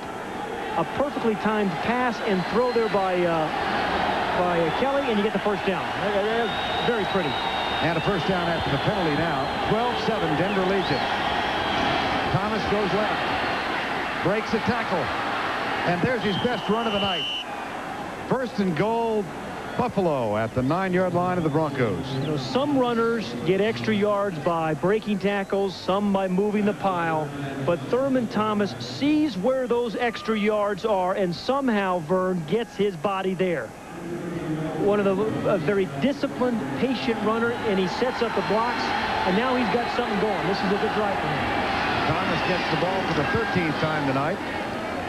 A hard-earned yard this time. And it'll be 2nd down. 12-7 Denver. Marv Levy's bunch. And again, you have to think, or Jim Kelly has to think, Andre Reed is the guy over the last 10 years that I have used in these kind of situations. Reed is to the right side. Copeland wide left, Brooks in the slot. Draw play, Thomas. Not much room, he gets to the 5. Report from the Buffalo bench, John Fina, who had that hyperextended elbow, is out for the remainder of the game, and Corey Lucci has taken his place, number 72. That's that left tackle spot, and he's lined up against Simon Fletcher. No huddle again, 3rd and 5. 3rd and goal from the 5. 12-7, Denver leads it. They're gonna double Andre Reed. He's to the right. Draw play, Thomas stuffed at the 1-yard line. Now Jim Kelly looks back at Marv Levy and Jim Schaffner, the quarterback coach. They're going said, for it. what are we going to do? Go for it? You know, this is something new too. They are going to go for it.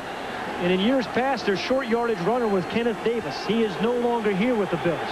They got big old Tyndale in there as an extra blocker. And Thurman Thomas will be the short yardage player. Well, they said they'd looked at films last year of every short yardage play, and Thomas had the highest percentage of success. They cross him up with Carwell Gardner. No.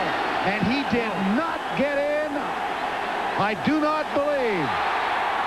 Goal line stand, Denver. Elijah Alexander. And this really is a new Denver defense. A break from the old tradition of kind of a soft defense inside that wouldn't make plays. But tonight, this Denver defense has done it again. That time on 4th down, and they take the ball over. He was cool and uncanny, but with 1 tick left on the clock, Joe Montana was the... Atwater made the play. 1st down 10 from the 1. Pressure coming. Elway quarterback sneak.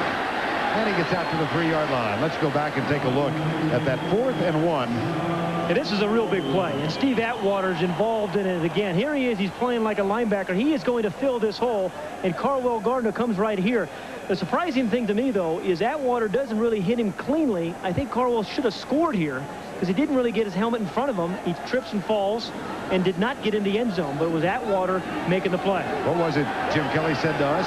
How do we win? We block Atwater.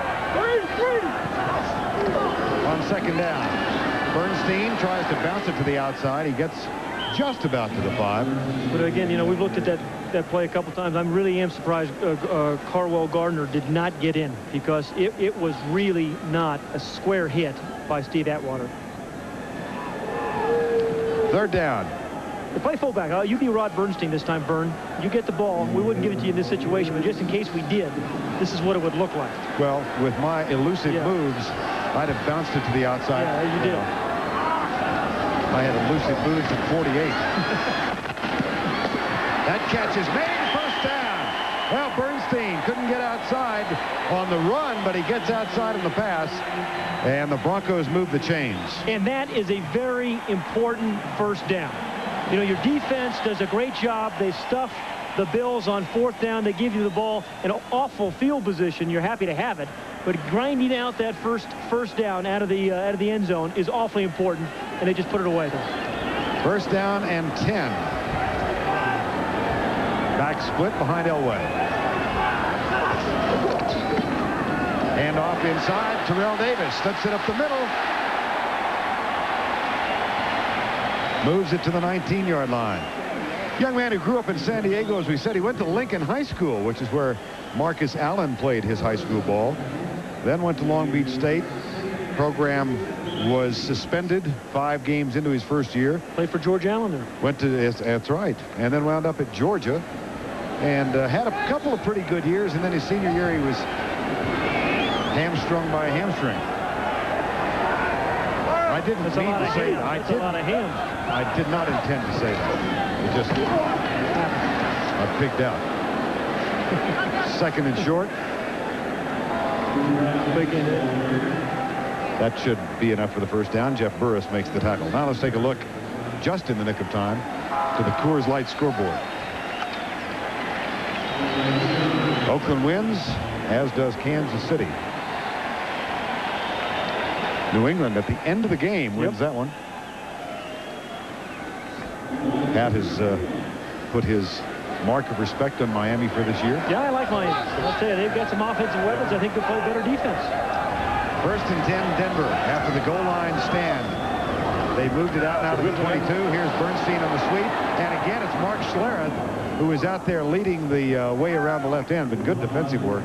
This is one of the things I've noticed in week 1, though, are our teams running more outside plays. I mean, I think you're finding so many strong defensive tackles in the NFL today. They're giving up on a lot of times on the inside run and running more to the outside. How do you like the tactic now that Buffalo is employing with Bennett and Smith on the same side? Well, I think that's really going to help them on pass downs in particular, Vern. And I think early in the year, Bryce Popp is going to get most of the sacks. And then they're going to start concentrating on him. And then later in the year, in the 2nd half, I think Bruce Smith will get his share of sacks. Aaron Craver and Milburn in the lineup now. Here's the pass into the flat for Aaron Craver. And Craver, who came over from Miami, makes the grab. A matchup game. This has so far been a matchup game for the Denver offense. Shannon Sharp on linebackers, and that time Craver on number 95, Bryce Pop. It's a scheme. It's the way you draw it up during the course of the week. They're getting those kind of one-on-one, man-for-man matchups, and you should win those. And they are right now. Pop is a relentless pass rusher, but this is not his forte. He's covering backs one-on-one in the downfield. First and 10 Denver. They moved it from their own 1 to the 34. They lead it 12-7. Elway looks deep. Flag is down in the offensive backfield. McCaffrey was involved in a bit of a battle with Thomas Smith, another of those #1 draft choices in the secondary. But I think this is going to come back with a holding call against Denver. You know, we have not heard much from Cornelius Bennett. You know, you're talking about Bennett and Smith being on the same side. Tell you one thing is that Wade Phillips is putting a lot of pressure on his young corners, Thomas Smith and Jeff Burris, tonight, and they are responding. They are doing a pretty good job. A lot of blitzes, a lot of man-for-man coverage, and they're doing a good job. Wade did not want to talk to the Denver media this week, I think with some degree of understanding. He wanted to low-key his return. Number 76 on the offense. 10 yards, still first down. Broderick Thompson is guilty of the holding call. Wade said that it was an emotional return. This has been his home for 6 years. His daughter graduated from high school here. His wife Lori did not make the trip because their son Wesley had a high school game back in Buffalo last night. He got a nice welcome when he came in. He shook a bunch of hands, the fans' hands, as he walked into the stadium tonight. Vance Johnson, the Vance. Yeah, he's back. The Vance is in the lineup after a year away from football, wearing number 82. Elway back. Good protection. Nice pass. Oh, brother. Yeah. Hang some laundry on that one. Yeah, that's it. You know, 1st and 25 is an intimidating down for most quarterbacks in the National Football League. But when you have some weapons like this, and you have a guy who can throw it like this on a line, this far downfield, you run unusual routes. I don't think defensive backs see those kind of routes on that down. And that was a marvelous throw and well-timed pattern by Mike Pritchard. Gain of 21, 2nd and 4. Rod Bernstein, Terrell Davis are in. Back split. Pritchard in motion. Play action. Elway deep for Shannon Sharp. Hit from Schultz, knocks it away. Double coverage on Sharp, and excellent double coverage by Buffalo. Yeah, what a changeup too. They put Henry Jones on Shannon Sharp. Remember, Shannon Sharp in the first half was blown by linebackers. This time they put Henry Jones, their all-pro strong safety, on him, and then they give him some help with the free safety, Schultz. I mean, that's what you have to. That's one of the adjustments Wade Phillips has made here in this second half. Was going to be caught until Schultz got there. Now on 3rd down, it'll be Vance Johnson, Sharp, and Glenn Milburn as the featured receivers. Also Ed McCaffrey to the near side. He's in the slot. 3rd and 4, Elway. Pumps, scrambles, down. 3 guys got a piece of him. That's the 2nd sack for Buffalo tonight. Jeffcoat, Pop, and Bruce Smith combining. There's Jeffcoat. Jeffcoat, you mentioned him. This is a guy is as smart a pass rusher as you can get. Milburn, number 22, slips. He's the guy who's going to get the ball. But Jeffcoat, number 77, makes the play. Gets some help from Pop and Smith. Everybody got a piece of it. A third. Wade Phillips talking about Jim Jeffcoat and the fact that he still keeps a book on every offensive lineman with whom he contends. We asked Bruce Smith if he kept a book, and he said, no. Just in my head. Just raw talent. Speed helps. Bill Brooks back to return the punt, but there's no return of this one. Rod Smith, number 80, who made this team as a special teams performer, is down there to deny Buffalo the return, but they do have the ball.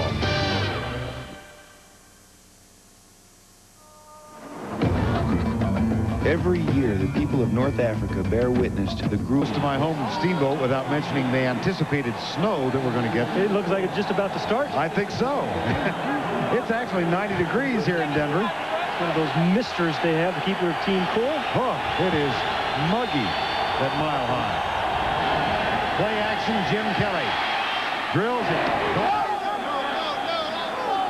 No. No catch. Andre Reed was out of bounds. You know, in the first half, the Bills had some success getting the ball to Russell Copeland. And we saw him once on a fourth down, but we have not seen him much here this second half. Yeah, the left foot's on the line. It's a good call by the official. Jim Saraceno, the back judge, made the call.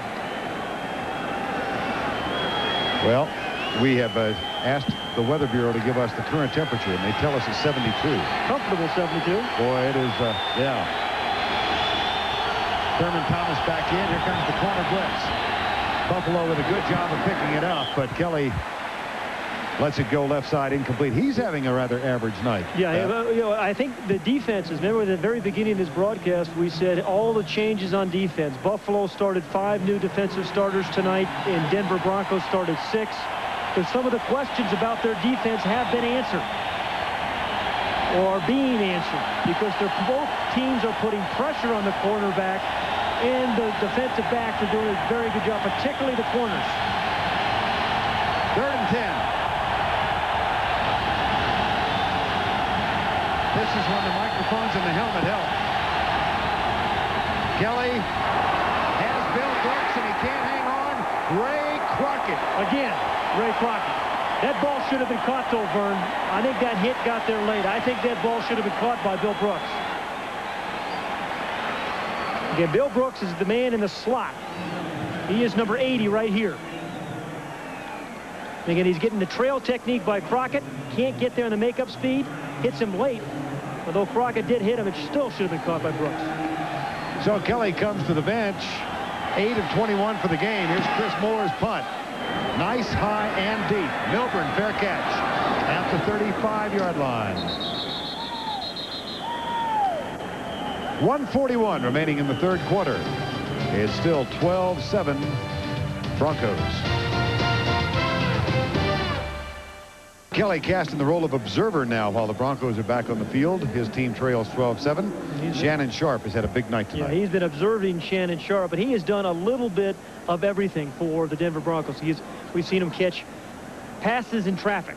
There was that frozen rope, the one-on-one against Marlo Parrott. Perfect throw, great catch in traffic. Then we've seen on a finesse play. The little inside screen in motion, blocks a guy, takes the ball over the middle, picks up another first down. And then early in the game, he went deep. I mean, this set everything else up. That was early in the 1st quarter. So Shannon Sharp, who's suffering from leg cramps right now, has done a little bit of everything for the Denver Broncos tonight. 5 for 117. Pretty nifty start to the 95 season. In the meantime, after the punt of Chris Moore, there was a penalty tacked on against the Broncos. So the ball moved from the 35 back to the 22-yard line. And it is from that spot that Denver will put it in play. First down and 10. Well, with 1:41 remaining in the 3rd quarter, the Broncos up 12-7. This is where you'd love to be able to control the game a little bit, Vern, run the football, and be thinking about getting another score on it. I mean, it's been an uneven offensive night for both teams. Glenn Milburn in as a wide receiver, wide to the left.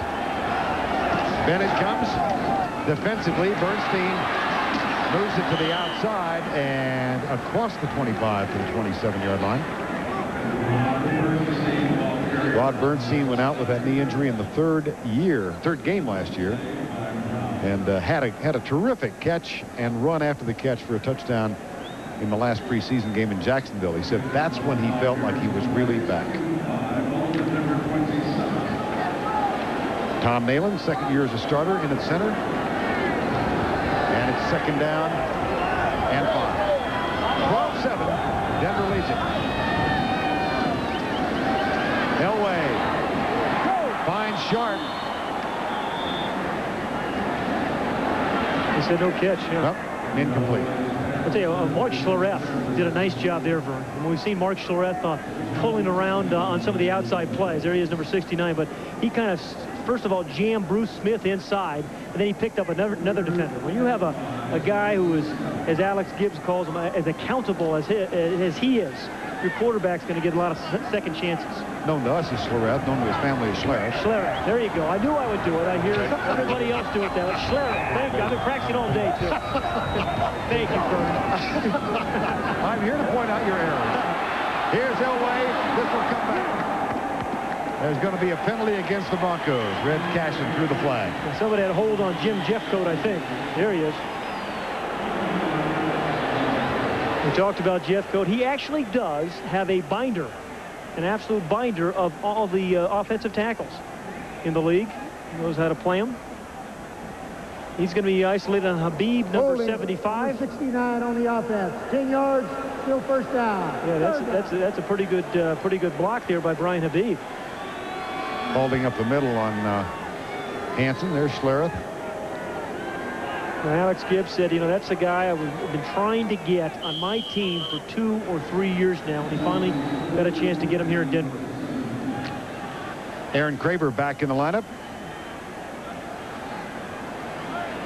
3rd down, 15. Can't take the sack, and you certainly can't turn the ball over here, protecting a 5-point lead. Here comes Smith. He slips. Elway. A flag is thrown on the near side. That pass to Pritchard just about a foot too far. Now we'll check the infraction.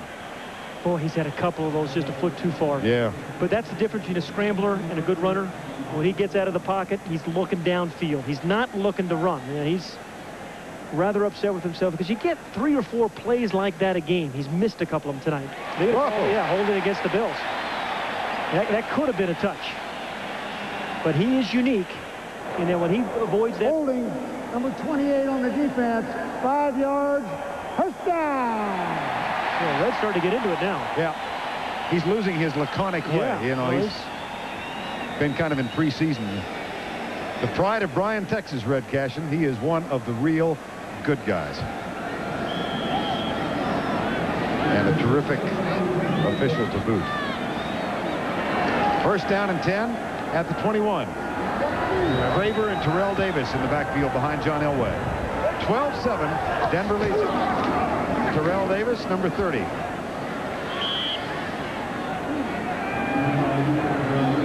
For Davis, that's his 13th carry, 58 yards. So kind of a standoff between the unknown rookie Davis and the much accomplished Thurman Thomas, who's carried 50 times for 50 yards for the Buffalo Bills tonight. As we said, this has been a pretty good defensive game. No real flashes of offense, but in the 4th quarter, both these quarterbacks have made a career. And we've reached the 4th quarter. We'll be right back. Wow. But this guy's around here in December. He is missing his local Mensa Club meeting tonight. Whoa. He's been doing this for years. Hasn't he? Yeah. When he's not recording. Well, every town has them. Yes, they do. Dallas has their guy, right? And we got a birthday. Oh, we just got all kinds of stuff happening here on Sunday night. Yeah. We got snow in September. We got a barrel man has trouble riding in his car. 2nd down, Denver leading. We begin the 4th. Vermont quick batting. Shannon Sharp at the 28-yard line. Henry Jones is shadowing him now. Yeah, well, he was a little closer, Henry Jones, was to Shannon Sharp, but you're still not going to stop him. And Henry Jones is as good a cover strong safety as you're going to find. But they obviously changed it. They realized the linebackers weren't going to be able to cover him. And now Jones is trying, but that time Shannon Sharp was too much for Jones as well. 4 field goals for the Broncos, a 34-yard touchdown for Buffalo. The key play, however, was a 4th and goal stop. Steve Atwater on Carswell Gardner. I knew I'd have it. That's my version of slow. Here's Elway. Ed McCaffrey, 1st down, Denver at the 39.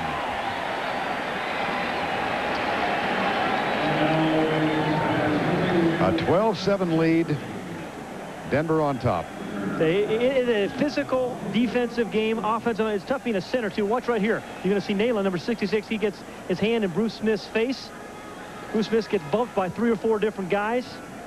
The thing is, when Bruce Smith lines up, every offensive lineman knows where he is. That time, Tom Nayland said, oh, my gosh, he's over me. On 1st down, Elway steps up, wings it. Shannon Sharp. 1st down as he rolls to a stop at the 45. You know, again, Elway not scrambling too early, not running. We talked about Thurman Thomas being a patient runner. Elway is a patient scrambler. His eyes are always downfield no matter where the rush is, feels people around him. feels the rush, stays underneath it, and again, boy, a wide open Shannon Sharpe. You know, if I'm Buffalo, I'm saying, hey, I don't know what's going to happen the rest of this fourth quarter, but Shannon Sharpe is not going to beat me. Take him away. Jam him at the line of scrimmage. He's caught 7 for 139. First down, Bernstein gets a couple to the 41-yard line.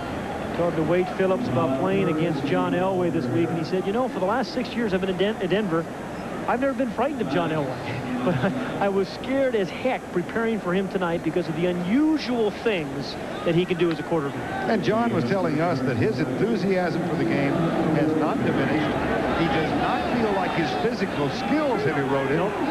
So he's going to play for a few more years. And Mike Shanahan loves that. 2nd and 7.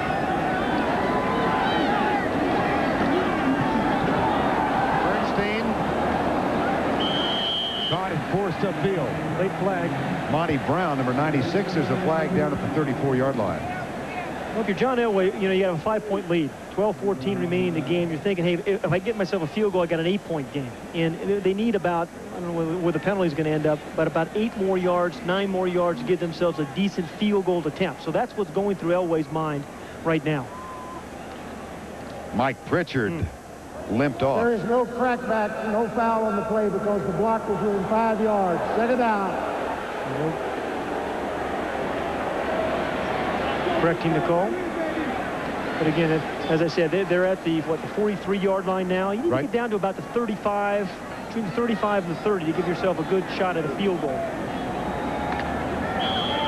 Right now they're at the 43. Rod Smith has come on now, replacing Mike Pritchard. He goes wide to the left side. Vance Johnson and McCaffrey come from the near side. On 3rd down, 3rd and 8. That's Johnson in motion. Elway deep in the middle. Shannon Sharpe. Oh, what a deadly combination this has proven to be tonight. Even when you know he's going to get the ball and throw him, you can't stop him. You know, it's the same thing when you think about guys like Michael Irvin and Jerry Rice. That's what makes these guys special players. You can't stop them, even when you know you're going to get the ball. And the patience of Elway, and then the arm of Elway. He cuts down any reaction time because of the velocity of his throw.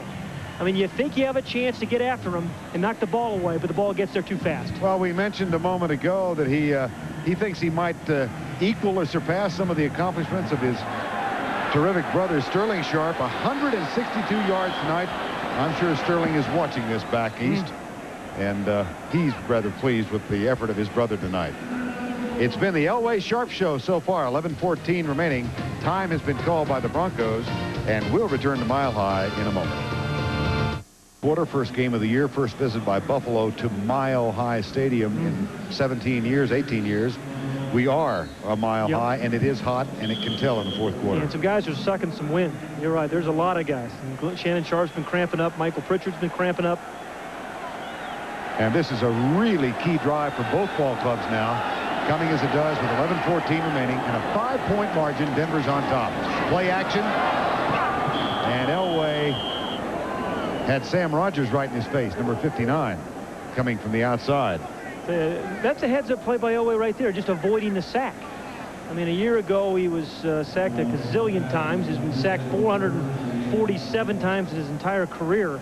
He's been, you know, kind of a throw rug for a lot of years. But that time he got rid of the ball so quickly and saved himself about 7-8 yards, as well as a hit. Good second half. 8 of 12, 2nd down and 10. Jerry Evans backs off the line, now goes in motion wearing number 88. They slip it inside to Terrell Davis, and Maddox, the linebacker, does a good job with an arm tackle. Mark Maddox, the 5-year man from Northern Michigan. It'll be 3rd down. Yeah, again, this is an important down for the Denver Broncos. You can't do silly things on this down. And Elway, with 13 years of experience, he doesn't do too many of them. But he realizes his defense is playing well, Vern.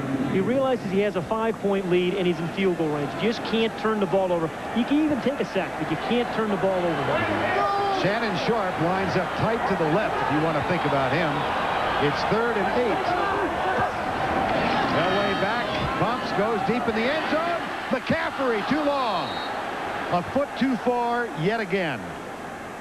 Yeah, there's a reason that one was a foot too far, though, Vern, because there were a couple of defenders right in front of McCaffrey. He was hoping maybe to get a jump ball because McCaffrey's 6'5". Yeah, Marlon Kerner has played pretty well tonight. He's got trail technique because he's got some inside help. And there's another defender, Greg Evans, number 41, coming over. So Elway was just avoiding the turnover. So Jason Elam on to try and extend the lead to 8.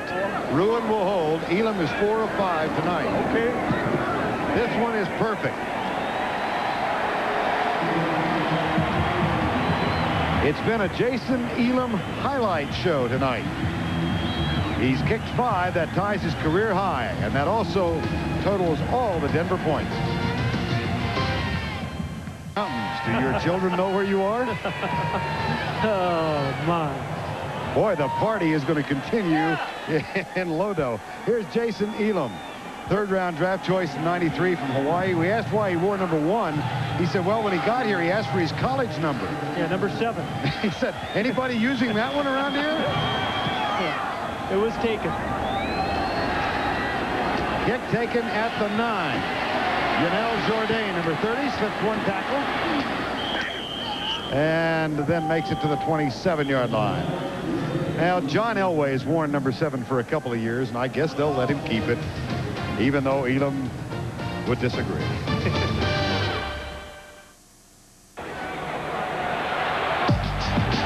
Only one has the moves of Barry Sanders. Only one has his acceleration. Only one has his control. Only one has such breathtakingly perfect balance. Seville STS with the North Star system. A great performer creates a higher standard. Hey, Red Dog. What? Do you ever wonder why we're here? Where? You know, here. Why we exist? No. How come?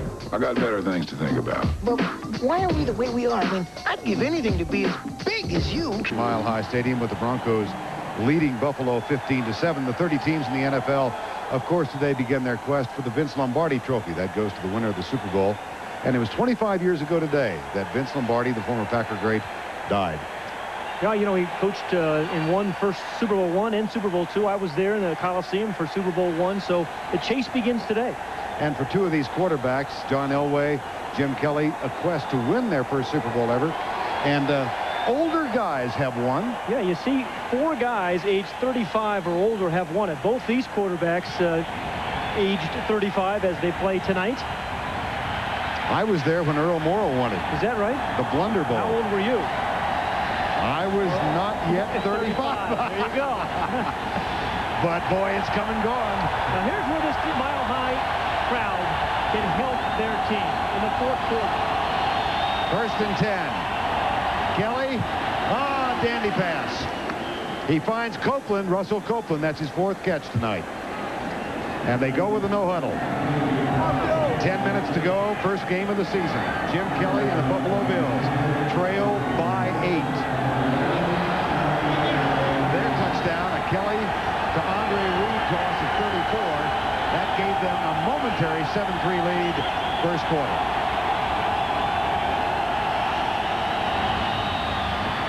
Thomas, fine dropped. Shane Dronette, number 99. And now your depth really comes into play. Your depth on defense. And if you can play a lot of defensive linemen, Dronette comes in for Michael Dean Perry. Harold Hasselbach comes in for Dan Williams. Mike Lonish feeds in there for 10 or 15 plays. You need that kind of depth in the 4th quarter. Greg Robinson, the new defensive coordinator, looking on. It's 2nd down, 11. Clock running, 9-12, 9-10 to go. Flag is down. Bring the play back. No play. May have been movement in the offensive line. Glenn Parker, number 74. That's a crowd. That's a crowd penalty. Before the ball was snapped. False start, number 74 on the offense. 5 yards, still 2nd down. That'll make it 2nd down and 16. Glenn Parker. He was the last offensive line rookie to start for Buffalo. Reuben Brown gets the start tonight. Parker now in his 6th year.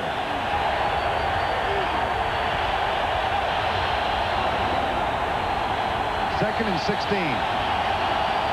Up front, Fletcher, Dronette, Mike Lodish, the former Buffalo Bill, and Harold Hasselbeck. Kelly across the middle. Oh, Alexander had it and dropped it. And he may have been distracted by Britt Hager. Yeah, Britt Hager, you're right. Britt Hager was making a play on the ball as well, and that's okay. When you have 2 of your linebackers diving after the ball, you know you're playing some pretty good defense. Had a chance. He did. He may have gotten a hand on it. Britt Hager got a hand on it. Alexander couldn't get it. Hager, the former University of Texas All-American, came here as an unrestricted free agent from Philadelphia. Carwell, Gardner, and Thurman Thomas in the backfield. A 3-man rush by Denver. Kelly being chased, lets it go, Atwater. No catch. Yes, the catch is made. They won't get the first, though. Russell Copeland again. It'll be 4th down. I tell you, one of the things Denver has done, and give Greg Robinson some credit, their 3rd down defense has been sensational tonight. Only 1 of 11 conversions by Buffalo. It was great 3rd down defense. Greg Robinson talking with Simon Fletcher. And here's Chris Moore. Glenn Milburn back at the 10, waits for it. Low snap. Moore, high and deep. Fair catch. Milburn at the 15. 8 minutes and 9 seconds remaining in regulation play. 15-7. 5 field goals have given Denver an 8-point lead. And 10 with 8:09 to go 4th quarter, and they lead it by 8. John Elway across the middle for Shannon Sharp. Goes by Jeff Burris. I don't understand it, Vern. I really don't. I mean, at some point you have to say, force someone else to beat you, right? And I don't even think they're jamming Shannon Sharp much with on his scrimmage. He's getting a free release, and he's been virtually wide open. Remember that graphic we had in the first half about great opening day performances? Yep. Frank Clark. Yep. 33 years ago, 241 yards. Yep. Well, we've got 8 minutes. Yeah, have a chance. Shannon Sharp has 175 yards in receptions tonight.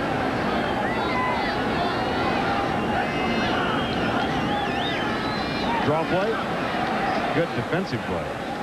Yeah, if the Broncos are going to be a quality team this year, they're going to have to run the football at times like this.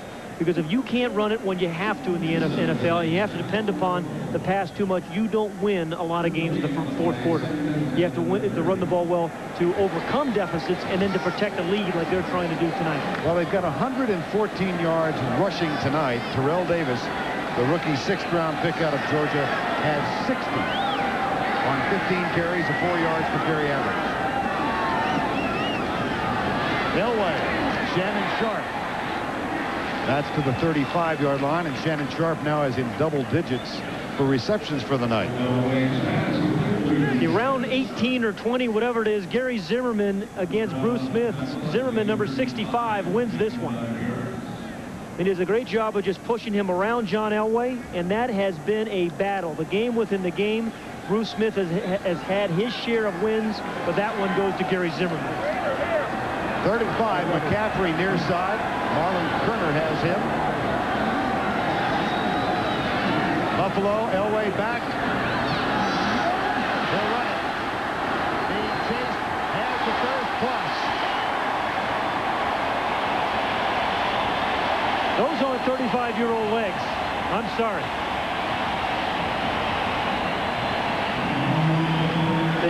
He has a great feel for a rush. You know, even all the sacks that he's taken, we talked about the reason he takes so many is because he has a big place in the scrambles. Ordinary is looking downfield to throw it twice tonight. He has scrambled to run for 1st downs. Broncos trying to erase the memories of last year, 7-9, but really a dismal start. They lost their first 4, including the opener. at the end of the ball game. And here's the handoff inside Buffalo territory now to the 49-yard line. Terrell Davis gets the carry. This is a grinded out, physical Denver offense right now. And I think a couple of big questions that have certainly been answered tonight is they're going to play much more physical defense. And right now they're playing some physical offense and being able to pound the ball inside. This is a stronger Denver team than they had a year ago. Mike Pritchard may have had a reoccurrence of leg cramps. He's come to the near side. See how winded Bruce Smith is. It's late and it's high. Yeah, and he's had a battle with Gary Zimmerman. That has been a good matchup. Shannon Sharp is slowly going onto the field. Rod Smith has already gone on. Now Red Cashin is telling Sharp, you can't come on the field. Shannon says, you don't understand. Yeah, I wouldn't argue with him. Yeah. I've got 10 catches already. Frank Clark, I'm chasing him. Yeah. 180 yards. His brother Sterling did catch a pass today. Joe Theismann threw him one in the studio. Did you see that? I missed that. He got one. So he got one for the day, but his brother's beaten. Did Sterling say anything? Yeah, he sure did. He did, absolutely.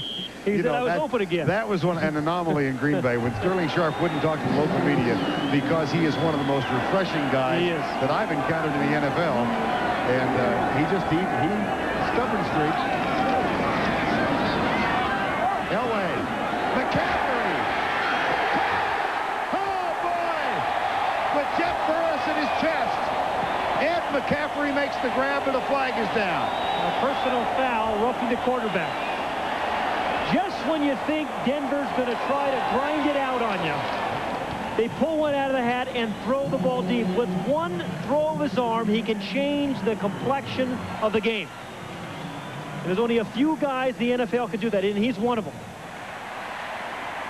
When we think about McCaffrey being a possession receiver, he had beat Jeff Burris early in that route. 20 on the defense. Penalty will be added to the end of the play. Half the distance to the goal. First down. Well, there's Thomas Smith. It sounded like it was number 20, Henry Jones. But they have moved the ball inside the 10 to the 6. And the Broncos have a 1st and goal, protecting an 8-point lead with 5:05 to go. As well as their defense is playing, a touchdown here would be a knockout punch. As well as their defense is playing tonight. 35-yard pass and the penalty set up Denver with a 1st and goal. That's McCaffrey in motion. Now here's Bernstein right over Tom Nayland's back at the middle. Number 66 riding the way.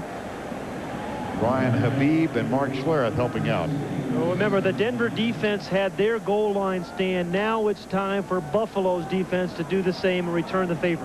With 4:30 remaining in this ball game, and when you're down by 8 points, your defense has to really get stout. Maybe create a turnover. 2nd and goal from the 4.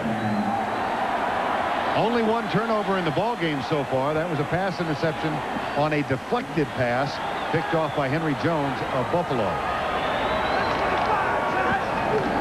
Terrell Davis down to the 2. Phil Hansen is up high to help with the tackle, number 90.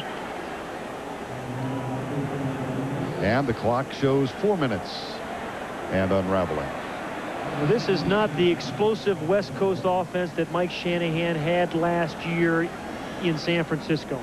But I want to tell you, it is an efficient offense. Has been efficient tonight. But the defense, he has to be happy with that. There were question marks about his defense coming into the game, but they played very well.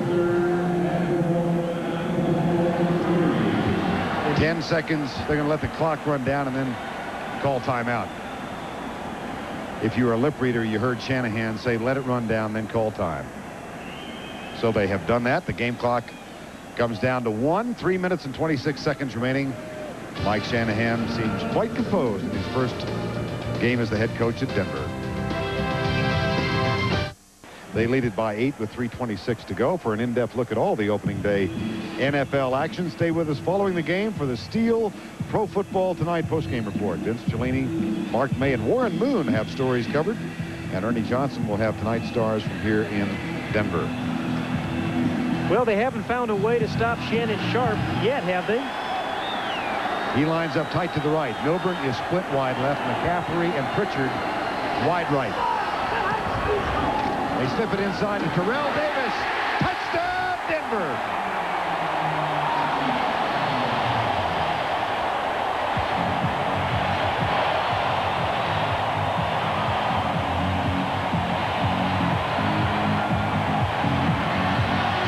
a good short yardage run. And he really hugged his offensive lineman's block. I mean, he wasn't trying to make a 14 or 25-yard run. He was just going to hug his block and get the ball into the end zone. I think it was Broderick Thompson, number 76, the right tackle, who led the way. But that was a veteran run by Terrell Davis.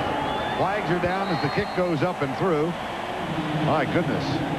A flurry of hanky action in the end zone. And then a little skirmish to punctuate the unpleasantness. Alex Gibbs has done a nice job with this offensive line for Denver because they... 12 men on the field on the defense. Penalty will be on the kickoff. Point is good. That's a timeout.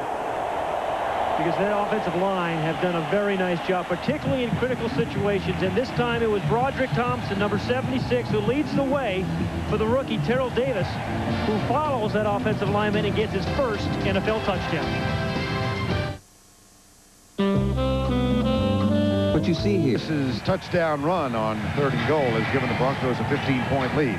Let's go back and watch both offensive tackles. That's Gary Zimmerman. This is Broderick Thompson. Zimmerman's going to seal off here. This tackle, Thompson leads in here, and Davis just hugs those blocks. Zimmerman just destroys Maddox. Thompson leads the way, and then a good, tough inside run by Terrell Davis. And he has proved his point that he earned the starting tailback or halfback job for Denver in the preseason, and he's played well tonight. Here's Jason Elam. That's a terrific kick. Jourdain, number 30, brings it out to the 18-yard line.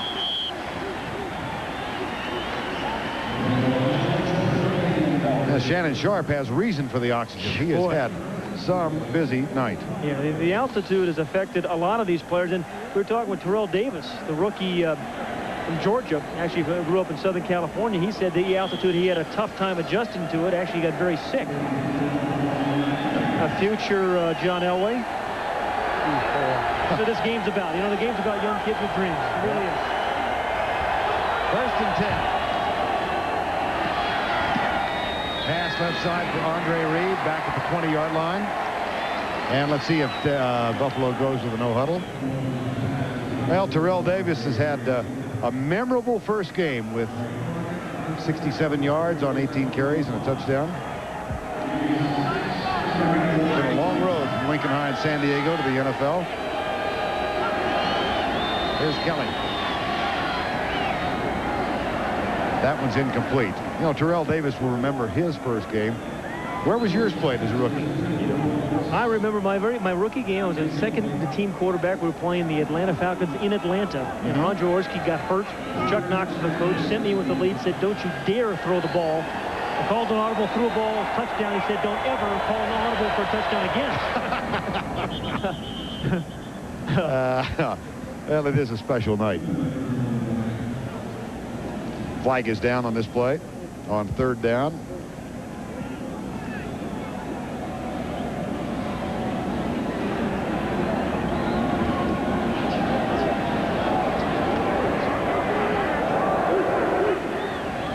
Well, Unabated to the quarterback with the defense, 5 yards. That's 1st down. Hey, Reuben Brown, number 79. Remember, sometimes you block Michael Dean Perry. Sometimes you don't block anybody. I mean, you get the arms out there, you spread the wings, and maybe somebody runs into you. But Reuben Brown's done okay tonight. Yes, he has. Oh, I think so. Yeah. Dan Williams. That might be the 15-yard variety, too, Vern. And down by, what, 15 points with 2:37 remaining. The game's not over. That one will hurt on the plane ride home, too. That'll be a sore neck for Thurman Thomas. 16 carries for 49 yards. This is the full face mark variety. That's got to be the 15. Unintentional, of course, but man, that personal foul, face mask, number 90 on the defense, 15 yards, 1st down. You know, we said it a couple times, but the Bills just have not been able to establish a running game. When they were really good in those Super Bowl years, they got Thurman Thomas going, and then Andre Reed participated, and then Don Beebe and much of the other wide receivers, but they never got Thurman Thomas going. Here's Kelly back. That one's batted behind the line of scrimmage. Shane Dronette may have gotten it. If not, it was Dan Williams. I'm not sure. Yeah, these Denver Bronco defense, unlike past Denver Bronco defense, have 7 guys in the defensive line that they can rotate in and out of there. And that makes a difference in games like this. Michael Dean Perry is in there right now. Just a moment ago, I looked down and John Elway was waving the towel, urging the crowd on. Yep, Elway's got it going again. Maybe 35, but you don't lose your enthusiasm. Oh, my. Ouch. Kelly's down, and 2 flags go with him. Dan Williams, number 90. Ouch. Jim Kelly, the Tex Cobb of quarterbacks. And he took a shot to the chin there. Remember old Tex, right? I do remember old Tex. Yeah, he took some blows, and Jim Kelly takes some blows. But you know what? He always seems to get himself back up.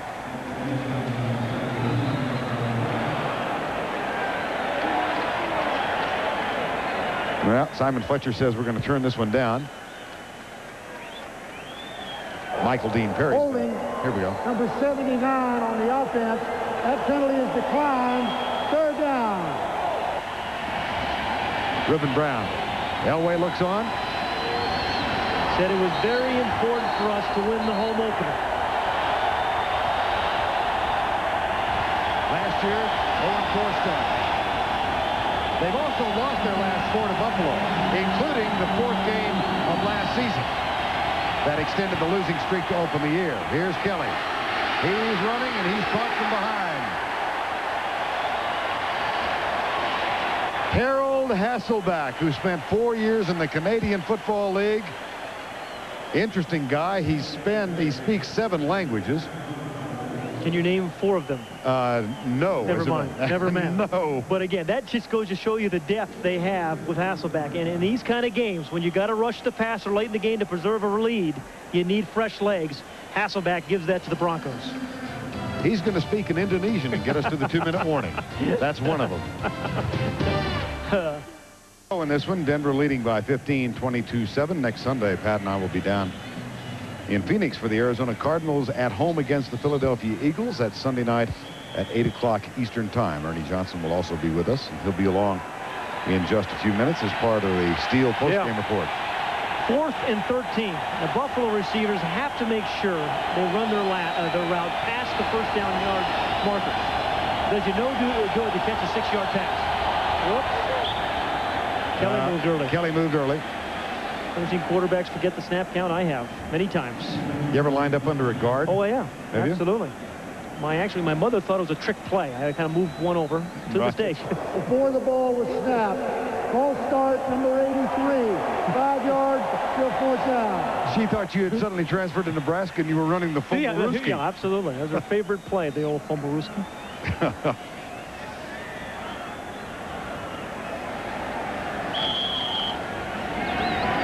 Shannon just got off the phone with Sterling. Said, hey, bro, not a bad start. That's right. 11:45 sharp. Here's Kelly. That's almost there. Wow. Bill Brooks catches it just a yard shy. That's how we do the look. Check in on our matchup, Reuben Brown and Michael Dean Perry. One of those game within the games we've talked about tonight. Now he gets his hands out there. He gets the quick hands on Michael Dean Perry. That one goes to Reuben Brown. That's pretty good offensive guard play by Reuben Brown, the #1 draft pick. They can build on that. And speaking of that, building on something, these Broncos go into Dallas next week and play the Cowboys. And I think they have a very positive thing to build on here. They played great defense tonight. Certain symmetry here. The Buffalo Bills are making their first visit to Denver since '77. And next week, Denver makes its first visit to Dallas since 1977. That was also, not so coincidentally, the year the two of them played in the Super Bowl. That's right. In New Orleans. Well, this is a quarterback's favorite formation in play. 1st down 10. Hand it to your back and let them run it out. That Super Bowl encounter between Dallas and Denver was memorable for many reasons. Roger Staubach was starter. Craig Morton was the starting quarterback for Denver. And, of course, he had played at Dallas for many, many years. That was the year that Craig Morton became a born-again Christian, right? And the leading receiver for the Broncos was Haven Moses. And in the aftermath of a rather disastrous appearance by Morton and the Broncos, Woody Page in the Denver paper said, in a year when Morton found Jesus, he could not find Moses. There they are, side by side. Craig and Haven.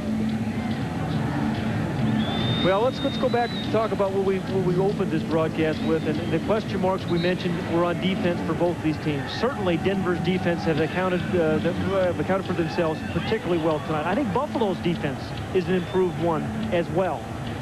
The matchups, I mean, those were kind of pushes. And Bruce Smith won some of his, and certainly Gary Zimmerman did a fine job too. I'd have to say Michael Dean Perry got a little better of the rookie Reuben Brown, but I think both coaches have to be delighted with the way their defense is playing. 96 seconds remaining in this one, a 15-point Denver lead.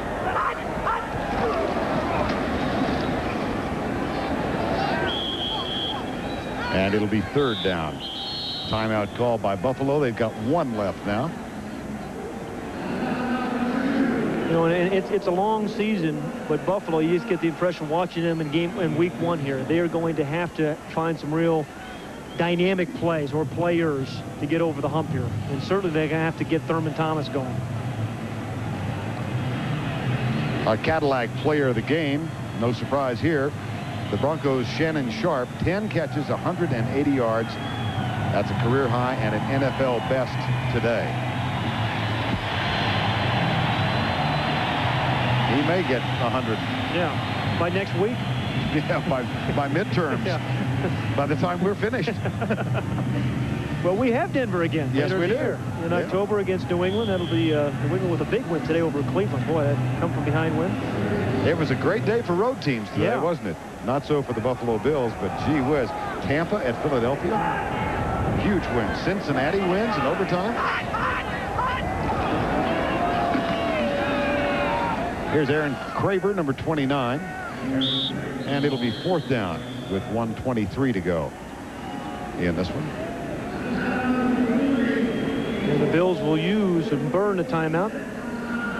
And that leaves them with nada. Terrell Davis, first game. 71 yards. They were tough yards. And the touchdown run, I thought, was an exceptionally good play. I mean, when you need those 3 yards, don't be bouncing it outside for him. Just get the ball inside. He followed a great block by Gary Zimmerman and Broderick Thompson. It was a patient run. He took it right out of the book from Thurman Thomas. Nice young man, engaging guy. Very confident, not cocky. Feels like he belongs here. Thurman Thomas, modest start. 17 carries for 46 yards. On the ground tonight, Buffalo with only 53 yards and 9 first downs. This has been a pretty dominant effort by the Bronco defense. Here's Tom Ruin's punt. Nice catch. Yes, it was. By Rod Smith. Yeah. He is a very good special teams player. Richard Smith, the special teams coach, was saying, hey, we got a pretty good player here in Rod Smith. He's a wide receiver, but he plays very physically. Hits you like a linebacker. 1:15 remaining. Denver up by 15. Well, the Bills have to make the cross-country trek. They've got what amounts to a red eye now. Yep. All the way back to Buffalo, but they do get their next 2 games at home. And Bruce Smith's first game in Mile High is going to come to an unpleasant start. Here's Todd Collins, the number 2 draft pick and the backup quarterback for the Buffalo Bills, and he'll finish out the night. Out of Michigan, his first NFL pass to an old NFL veteran, Bill Brooks. You know, I'm surprised a team that has the potential of being a playoff team has a rookie backup quarterback. Now, Marv Levy has done this once before in Kansas City at Fuller as a backup quarterback, but well, I think it's just too important of a season to have a rookie backing up Jim Kelly. Here's Collins darting to his left. Down at the 21-yard line. And he may well turn out to be a good player, but I think if Jim Kelly goes down, the Bills' season is over. Well, they've got Collins and Alex Van Pelt. Kelly, of course, played 14 games last year, and he's been durable, but it's a risk. 1st and 10 behind Bill Brooks. Clock stop. When you mentioned durable, you know, we led the broadcast with the class of '83 quarterbacks, the guys that are still around, Marino and Elway and Kelly. These guys have not missed many games. Well, take a look. Yeah, well, 30 games they've missed in those years. I mean, those are remarkable numbers. The durability, just be able to be there every day, every Sunday and play, I think is remarkable. Here's Collins back. Looks left, fires it, and it is caught. Well, that thing had some smoke on it. David Thomas, boy, it sure did. Got there pretty quickly. 7-6, they may not get another playoff. They'll try and get one more. Snap is back. Final play of the ball game.